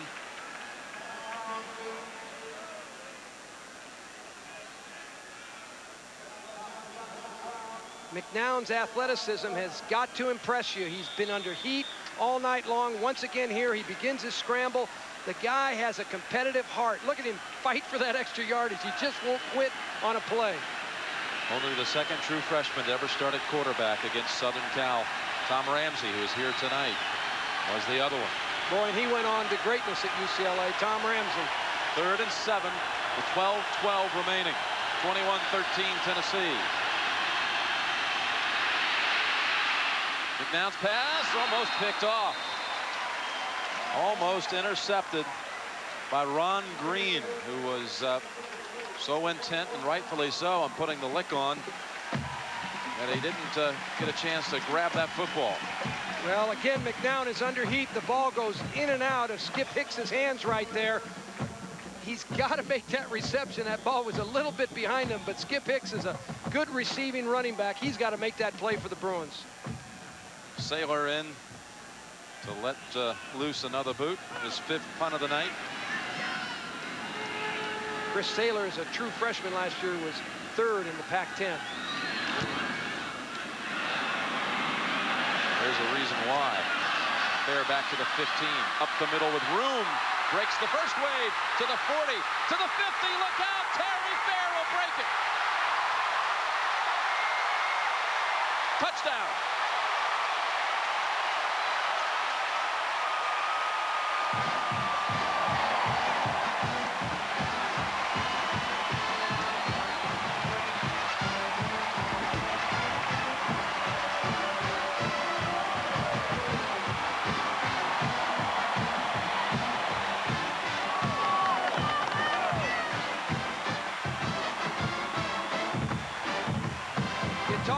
Big plays in football that turn it around.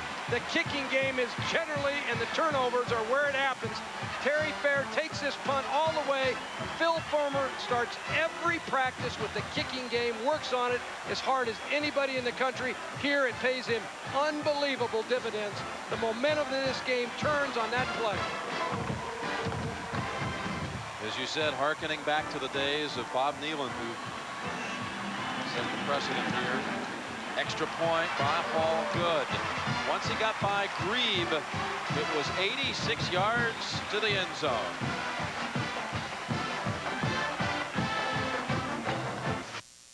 Hey, Craig. Tennessee 28, UCLA 13. Terry Fair, 86-yard punt return to give the Volunteers that 15-point lead.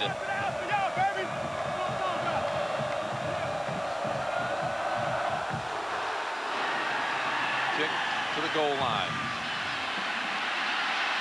Reaper. It's Akil Davis, and he is tripped up at the 8-yard line.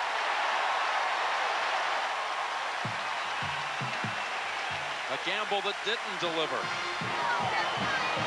Bob Toledo wanted to try to get that momentum right back. He came with a trick play to the reverse play to Akil Davis on the kickoff. Akil Davis is the fastest member of UCLA's football team. You'll see him coming from the right of your screen right here. Gets the ball, but Tennessee read it perfectly. Made an outstanding play. Fred White was there.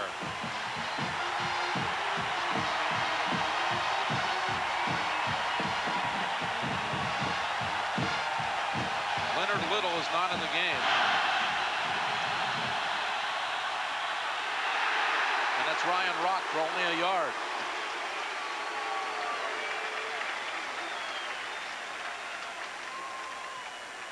When you talk about punt returns, you tell your punt returner he always has to beat one man. Right here, UCLA has Mike Grebe in the tackling picture, but Terry Fair breaks that tackle, allows him to make that 86-yard kick punt return for the touchdown. 11 minutes to go, 2nd and 10.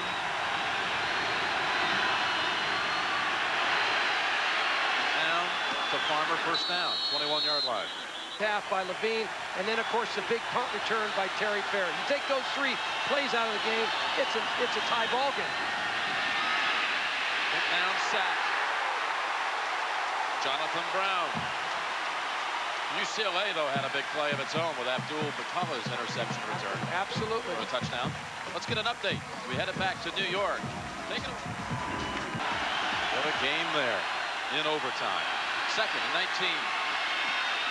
McNown, man open. Farmer at the 50. Parker giving chase. Farmer. Touchdown, UCLA.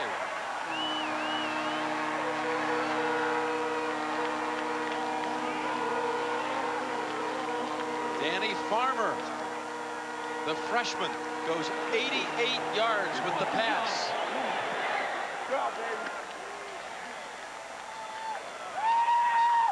Jason Parker thought might catch up with him.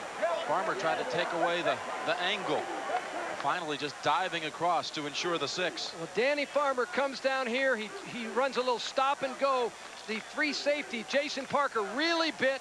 Farmer ran an outstanding route in here. He just outruns the safety right there, Jason Parker. What an effort. What a play by Farmer. UCLA back in the game. Extra point by Merton. Makes it 28-20 with 9:41 remaining.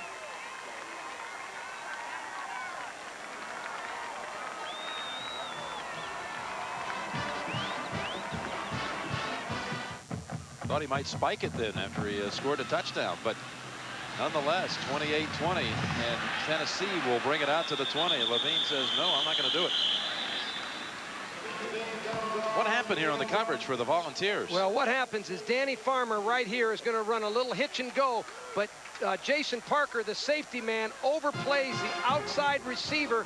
He should stay in between the two receivers, play him equally well. You'll watch Farmer right here, a little hitch move. Parker bites, Farmer goes down the middle, and Cade McNown throws off the wrong foot, showing his arm strength. And look at Jason Parker try to catch up. Danny Farmer gets it in the end zone.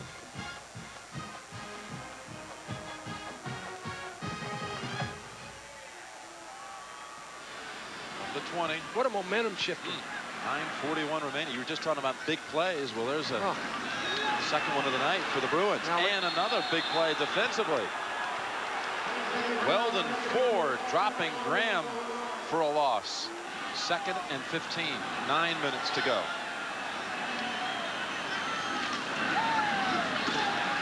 Manning going across his body and caught out at the 25, short of a first. That's Joey Kent. He now owns the record. Leading receiver in Tennessee history. And boy, have they had some good ones here. Well, they've had some great receivers here at Tennessee. The thing you like about Joey Kent, he's one of those guys just has a knack for getting open. Here he pushes Javelin Guidry off. Guidry gives him a little bit too much room. Peyton Manning lays the ball outside where only Joey Kent could get it. It's a well-timed pass by the quarterback and receiver. 125th catch of his career for the man from Huntsville, Alabama. Also produced a Tennessee legend named Conridge Holloway, who played in a 17-17 tie against UCLA. Kent adds to the total. First down, Colbert collars him out of bounds. No flag, 13-yard pickup. Yeah, Huntsville produced Conridge Holloway. He was in one of those great battles between UCLA and Tennessee. In 1974, Conridge Holloway was knocked out of the game here at Neyland Stadium. They took him off in an ambulance. In the 3rd quarter, he reappeared through the tunnel there. The fans went absolutely berserk. The game ended up in a 17-17 tie. Dick Vermeil's first year at UCLA. Holloway with a tying touchdown late in that game. Graham only 1 yard with that rush. The Budweiser blimp and its eye in the sky camera, proud to provide you with these live shots about 1,000 feet above Neyland Stadium.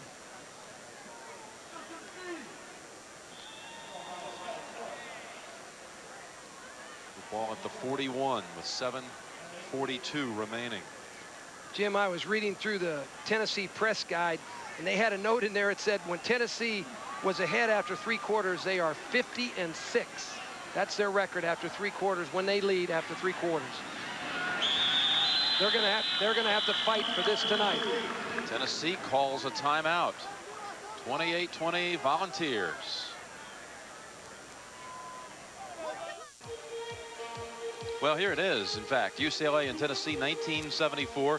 Conridge Holloway injures his shoulder right here.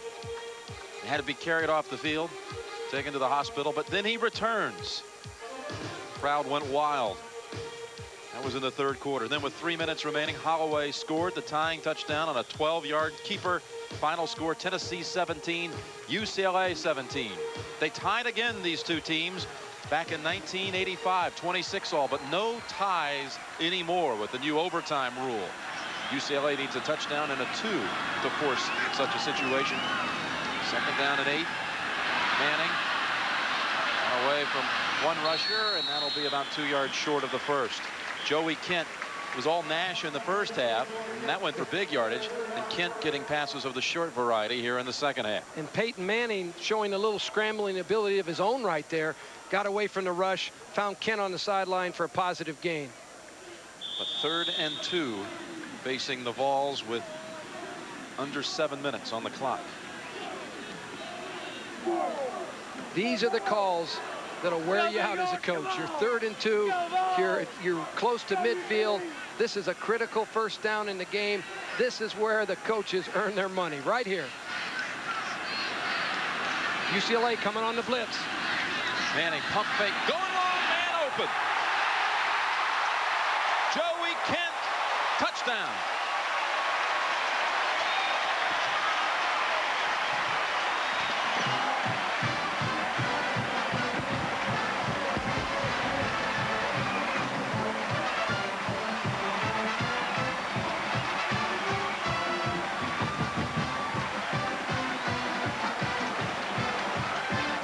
Guidry took the bite, and you said it, Coach, these are the calls that make the difference. Well, right here, the pump fake by Peyton Manning froze the blitzers temporarily.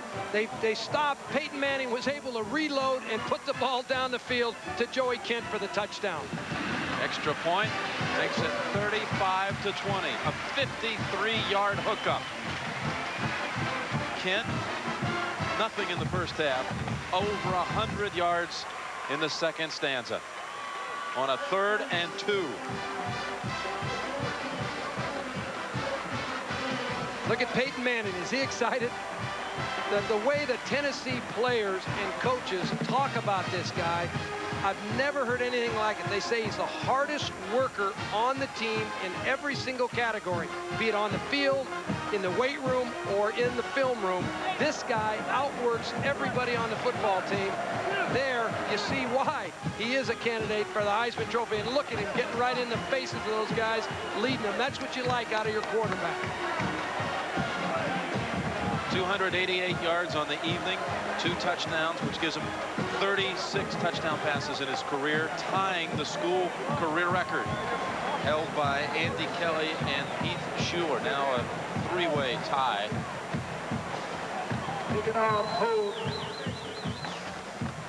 35 to 20, 6.5 remaining. The momentum shifts in the second half, particularly here in the fourth quarter, have been tremendous.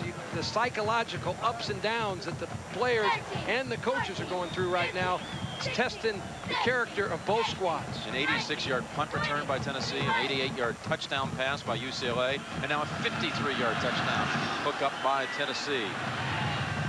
Big plays. Brown lets that one go into the end zone. Touchback. Tonight's attendance, 106,297, the 9th biggest attendance figure of all time on campus. How about in 2 weeks when Florida comes in here to this stadium? I guarantee you the record's going down that night. There's no way, after being around these people for 2 weeks, that record's going to be standing 2 weeks from now. No way. Yeah, you're absolutely right.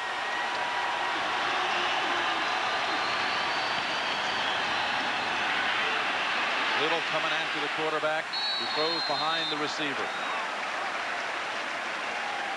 Craig Willende was the target, but Leonard Little.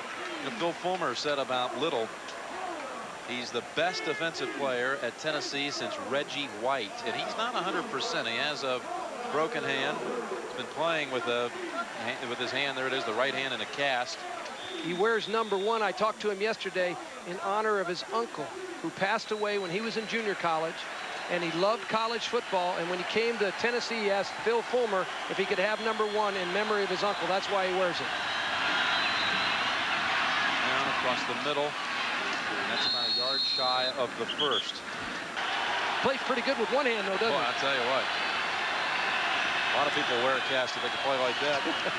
3rd and 1. They run the option, and smothered is McNown by Hines. Tyrone Hines.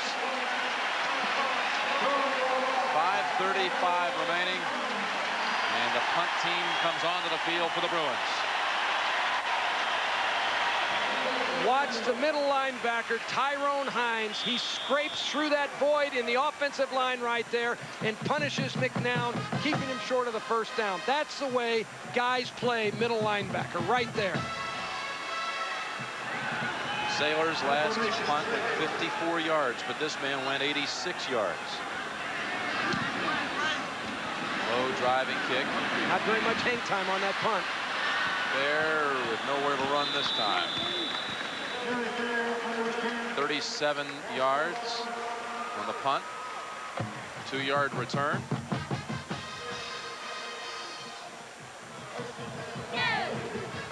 Peyton Manning with, well, looks like to be the decisive blow in this game. The 53-yard touchdown pass, his 2nd of the night. He's also run for 2 scores. He was a cover boy this year on Sports Illustrated's college football preview. His dad, back in 1970, had the same honor. How about the stat comparison between these two? I'm going to show you that in just a moment. Might surprise you a bit. From the 38, flags nullifying the play. Go ahead, Coach. Take us through Peyton and Archie, their college careers. Well, terrific players both, but look at this stat right down there. Daddy has thrown 40 interceptions, son 11. Tell you what we can do, though. We can take this number now and make that 36. That's a bad looking 6. I'm sorry. I don't get to use that too often. That's why, right there. Probably never again. 1st and 15. 5-yard step off against the Volunteers.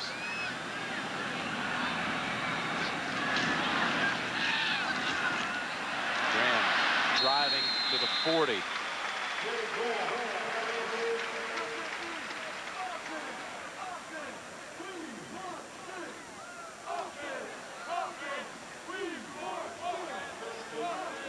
Graham last year had 100 yards in every game except the Florida game. Jay Graham has been somewhat contained tonight and wrapped up by this aggressive UCLA defense, but he's hung in the game, and this guy impressed me as much as any Tennessee football player when we watched him practice this week. He is a rock and loves to run the ball. Here he is running it again. We're hoping to, but never got a chance to hit his stride. No gain. A Nash reception that set up a touchdown pass to Eric Lane. McCullough's interception return for a score. The fair punt return for the TD. Back to Farmer, the freshman. UCLA's 88-yard score. And then Kent on the 3rd and 2 play with the game on the line, 28-20.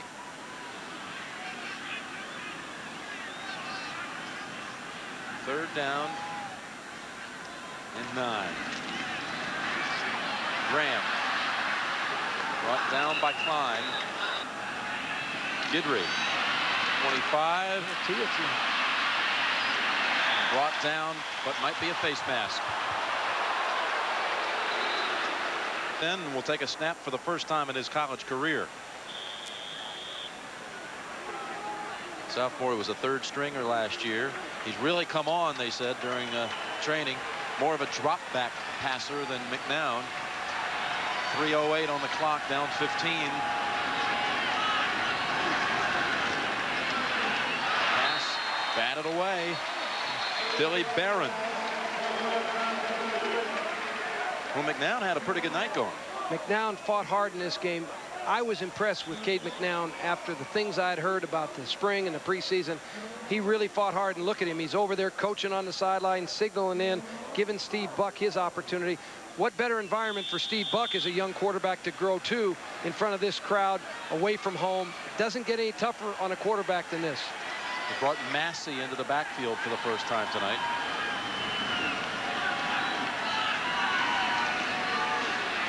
Buck looks right side, and the pass caught at the 32-yard line. That's Massey. To beat Sampras for sure. Chang today only gave up 8 games against Agassi. I know, he's tough. 3rd and 5. 14 clock running.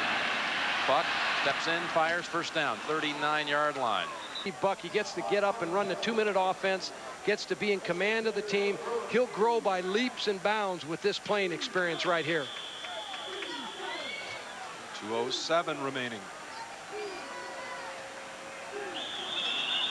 And flags. Snap was late. Darren McClure, the center, was late with the ball. Fans, don't worry or be afraid. Here they throw back. Oh, incomplete. Incomplete, intended for Jamal Clark.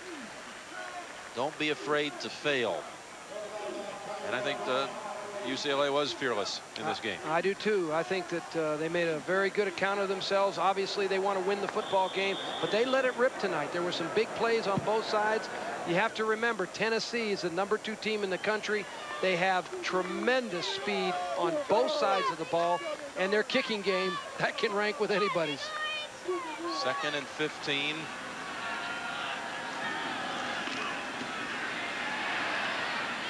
Buck complete. 34-yard line, Derek Ayers. But Hines converging right away. There's a timeout called. UCLA has 1 remaining. We'll take it with them. 1:43 on the clock. Tennessee on its way to victory. This live view courtesy of the Bud 1 airship, which has been seen by millions on its ongoing Goodwill tour. 1:43 remaining in this game. Tennessee 35, UCLA 20. 3rd down and 15. Steve Buck got a big time arm. Pass caught on Steve Buck. He needs to get him some experience. I'm quite sure that's why he put him in the game. But Cade McNown played well tonight with 3.5 minutes to go. I'm not sure I'd take out my #1 quarterback. Buck on 4th down.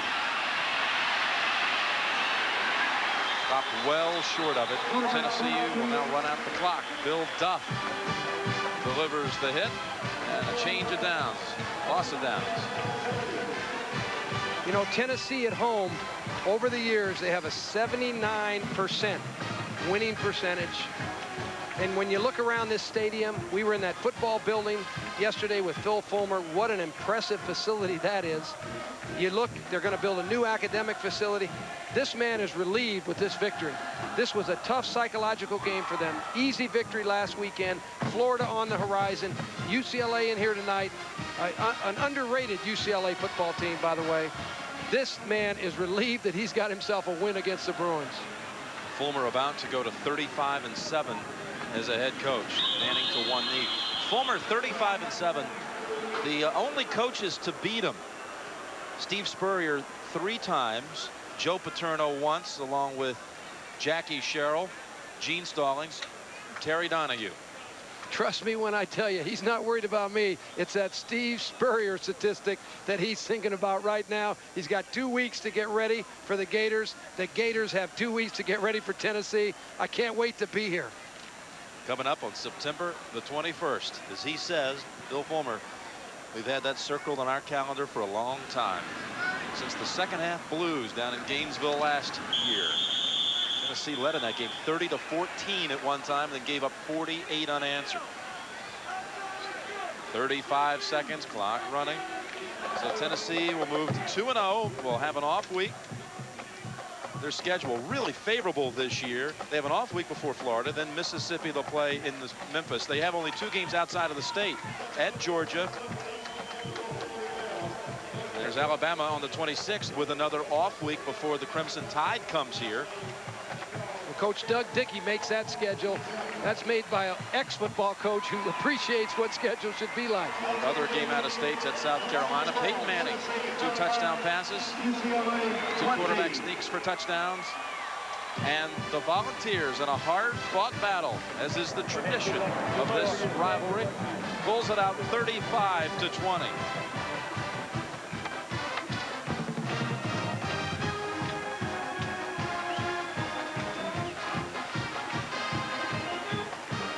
Manning and Werfel, what a matchup that'll be.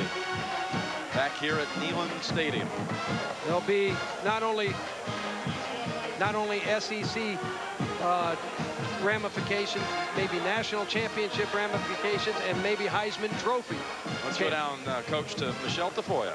All right, guys. Well, with Peyton Manning, and congratulations on the win. You guys came into this game not really knowing what to expect from the Bruins. How much did that impact what happened out here tonight? Well, we played an impact. We really didn't know what to expect, and they did some different things and kept us off balance early on in the game. Obviously, we had some key turnovers that kept them in the game, and finally started taking care of the ball, hit the big play to Joey Kent, ended up with a big win.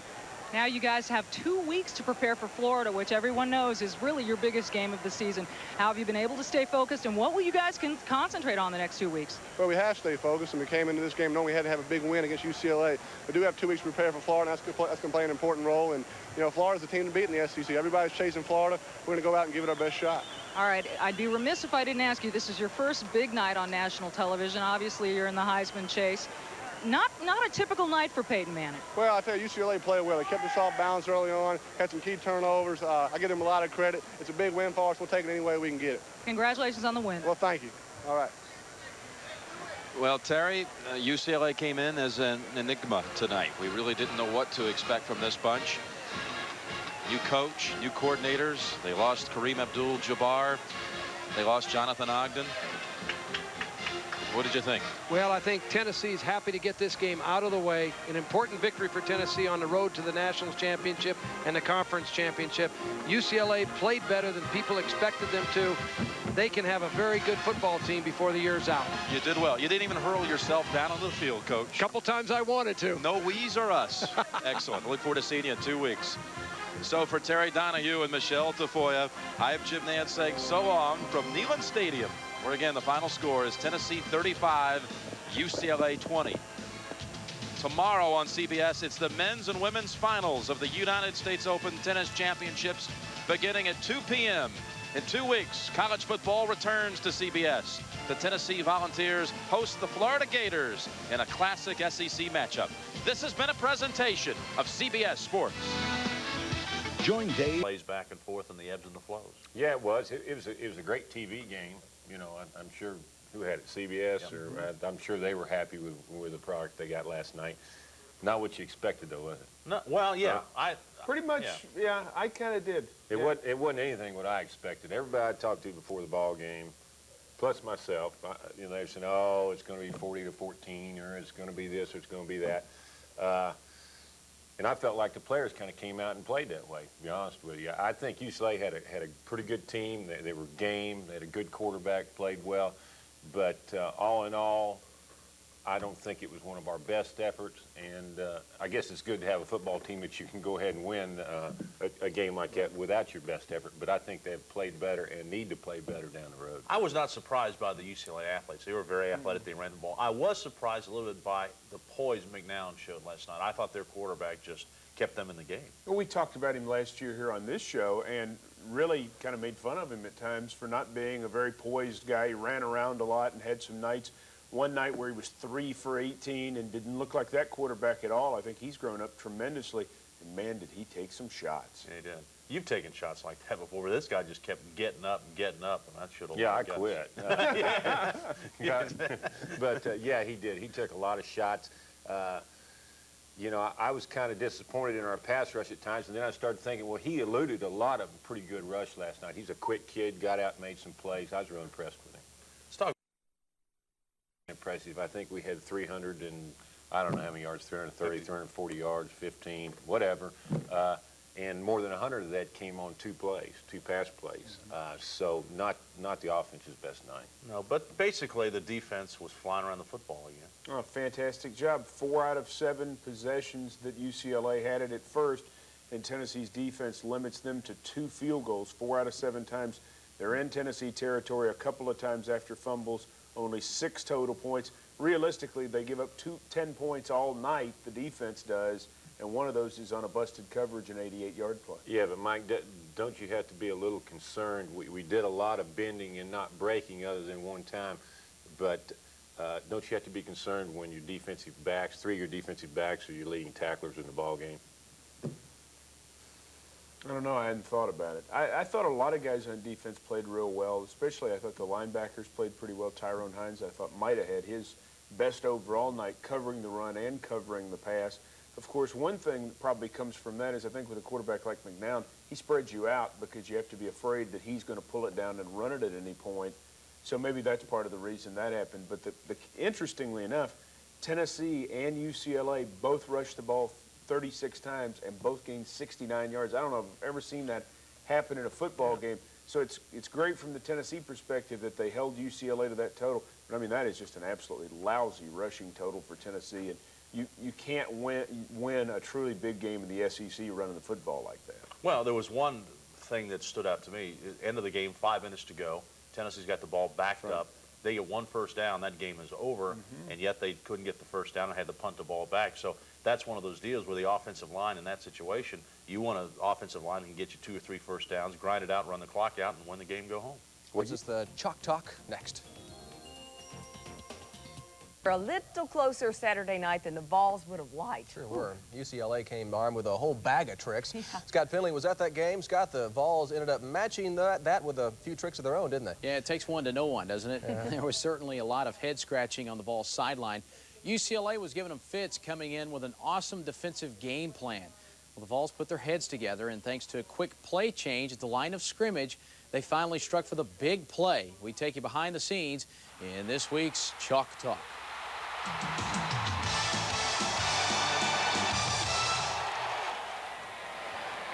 They blitzed, and they blitzed, and they blitzed. In fact, UCLA even blitzed when the Vols tried to run the football. The Big Orange attack was being contained but not stopped. A 28-20 game. The Vols were itching to just let go. In one 53-yard swoop, that's what they did. We had talked about that in between series, and we knew we were going to go up the next time we checked, and felt like we had a chance to go by him, and he saw the opportunity, and that's what 2 good football players do, make plays for you, and thank goodness they were out there and did it. Now, Peyton comes up to the line here. He does not like what he sees, so he checks off on the play. Of course, that going to Joey Kent. Now, UCLA is coming with an all-out blitz here and a great pump fake. Peyton getting them faking off their feet right there, the 2 big defensive linemen. And Joey Kent, you got to see this move. He puts on the defensive back up here, gets him turned around, and then Kent is all alone for the 53-yard touchdown. There's a certain time to run. You wanted to check to it when they were in a pressure situation. Obviously, the worst time to check to it when they're coming out and playing zone. There's a safety back there. We knew it was a man-to-man situation. You know, I had the pump fake. I didn't want to hold it too long because I knew they were going to have pressure. Got the ball off and had a huge play for us. He got turned around a little bit. He came up to me after the game and said it was a nice play. And I congratulated him also for having a good game because he bottled me up during the first half. And you know, what can I say? We made the adjustments and made him pay. Yeah, Joey made a great fake inside, getting the defender turned around. Just an awesome move that made that whole thing just work. Hey, at least the Vols have a couple of weeks to look over this game before they have to face Florida. You know, the Gators are coming in here in 2 weeks. We just want to make sure so that no one shows up at Neyland Stadium this coming Saturday expecting a football game, right? They'll be mightily disappointed. They may show up anyway just to get ready. Yeah, just to have some fun. It's a big one coming up. All right. Thanks, Scott. Thanks, Scott. Well, that's it for 6 Eyewitness. That little pass play you saw to Joey Kent at the end, the pump and go, that was there all night because they were daring us to throw the ball deep on them because they were bringing their safeties up to support the run the whole game. And when you bring 9 guys up on the line of scrimmage, it's hard to gain a lot of yards. Our number is 656-4684. Hope you'll join us. We've got the callers on the line. Let's go to Doug now. 656-4684. Our number back in a I knew the signals, I knew the check. So we brought Coach Washington, Coach Cuthbert, and said, hey, next time we check to it, can we run the hitch and go? They said, that'd be all right. And I wanted to run it on 1st and 10 when we got out there. And we had a running play called the J Graham on the left side. It kind of stacked, had an extra safety over there. I checked with about 8 seconds. Just checked to it. The cornerback really bit on it. And played the ball up at Jordan 100. Obviously, after that, it's hard to catch it. So like I said, if you catch the ball, you're the hero. If you drop it, you're the zero. But luckily, I made a catch. perfect throw, wasn't it? Oh, yeah, it was perfect. It was right on the money. We had talked about it, depending on how the corner was playing, how he was going to throw the ball. And he lobbed it up and led me to, to a point where I could just catch up to the ball. It was easy. Thanks to Joey Kent, Peyton Manning talking about the hitch and go. And basically, they, like Peyton said, that was there all night. The pump thing. Yeah, the pump thing. The pump thing, yeah. It was there all night. I think we've come up with a new terminology for football. Let's run the pump thing. Let's go back to the phone line. Andy McCullough tips the ball, and there's Abdul McCullough bringing it back for a touchdown. That's not 7 points the defense gave up. That's 7 points the offense gave up. And, of course, Peyton Manning also had a fumble in the ball game, so 3 turnovers. Penalties not too bad. Okay, Tennessee's offense last night, 357 yards. Right. Lowest Output since 1994 against Memphis. Memphis State at that time. Memphis now. That's very impressive right there. Thank you, Pat. Thank you very much for the Pat stat. Thank you. Well, Jason. Tune in next week. Jason, you there? Be on during Meet the Press. Yeah. I just had a comment about UT's defense. I thought they'd play. Should have been down for no gain, and then on the second run he should have been. But here, this is Darrell Price. There's a good tackle by Tyrone Hines, who I thought played an outstanding game, particularly in pass coverage. Yeah, I was concerned on the first series myself when I saw right off the bat 3 missed tackles. I said, oh, that's not the way you want to start the ball game. And I was hoping it didn't carry over to the rest of the game. And like you said, they got better and tackled a lot better in the second half. And Al Wilson had a couple of hits you could hear up in the press box. Yes. Oh, yeah. He is He's fun to watch, what do you say? He's a bad man. He's a bad man. Yeah. I tell you who's a bad man, though, is Billy Ratliff.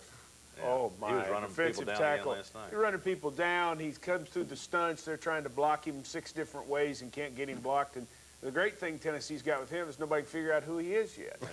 I mean, he's down there. They don't know who he is because it's a Billy Ratliff freshman. This guy is going to be a fantastic player and is actually to the point now already where he's getting equal reps with Green, Duff, and Barron. So that shows you just how good a player Billy Ratliff is. We'll take a break. Be back to run down what happened in the top 25.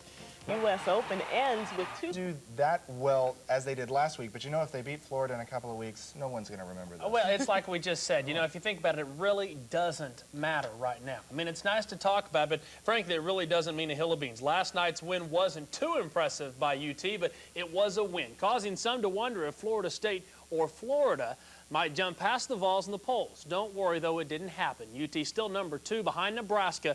FSU and Florida do remain 3 and 4, respectively. As for last night's game, UCLA did end up being an impressive team, blitzing like crazy, showing speed and size. But the Vols are number 2 for a reason. Peyton Manning threw for 288 yards. Both Marcus Nash and Joey Kent amassed over 100 yards receiving. And this team is ready to start thinking about those Gators. It's finally over. We can finally talk about Florida. We stayed focused in our first 2 games, and now we can talk about Florida and them coming in to our house. And, you know, it's going to be a big game. I'm excited. I'm excited right now. Well, I'm looking forward to it. It's going to be 2 weeks of good preparation. Florida's got a heck of a team, and I'm looking forward to seeing what they've been doing on defense. We're looking forward to playing Florida in 2 weeks. This is almost like the Super Bowl, 2 weeks to talk about one game. NFL. Still the talk of the town is the big Vols win, and the polls are out. That's right. You know, a lot of people, I guess, were concerned that the Vols might drop in today's poll. But I mean, this was a good football team. Good I game. wouldn't be surprised if UCLA isn't ranked later on in the season. Was it the Vols offense or was it UCLA did what they did on defense? We'll take a closer look. And if you go to the U.S. Open, you want to make sure you get on. Didn't take long in the final this year's U.S. Open. UCLA huffed and they puffed, but they couldn't blow the Vols' house down. They threw everything at Peyton and company. It might have slowed the Big Orange attack, but it didn't stop them. putting 28 offensive points on the board, rolling up 357 total yards, but 288 of that came in the air. The running game was stalled, and the coach will certainly be looking close at that this week. We got into a groove there for a little while running the football. The thing that killed us was down and distances. You know, we just didn't run the football with any consistency. Obviously, a lot to do, you know, to get better with that way. The Vols held to just 69 rushing yards for the game. They'll have 2 weeks to look it over before the Gators come calling. And a lot of folks tonight concerned that the Vols might drop in the polls. Don't worry. The Vols remain a solid number 2. Nebraska, though, apparently impressed several voters. Huskers gaining 8 first-place votes, 4 of them from the Vols. The top 5 remain the same this week, but a little change in the next 5. Notre Dame slides 3 spots to 9th. Penn State moves up to 6th. Ohio State climbs 2 spots to 8th. North Carolina climbs 12 spots to number 12 after the upset at Syracuse. Alabama 13th, Auburn 15th. Also, LSU comes in at number 20. Say the Vols played a little better than fair in the game against UCLA Saturday night. Better than that on their kick returns. Fair as in Terry Fair had to run back 10 yards or so on this return, too. Terry picked the right time to return that thing. The Vols with only an 8-point lead there in the 4th quarter. Cut behind the blockers. Terry goes 86 yards. I was just waiting, you know, to set a block up. I was going left so I could hit back to the middle because it was a middle return. So I was just setting my blocker up, and I know my guy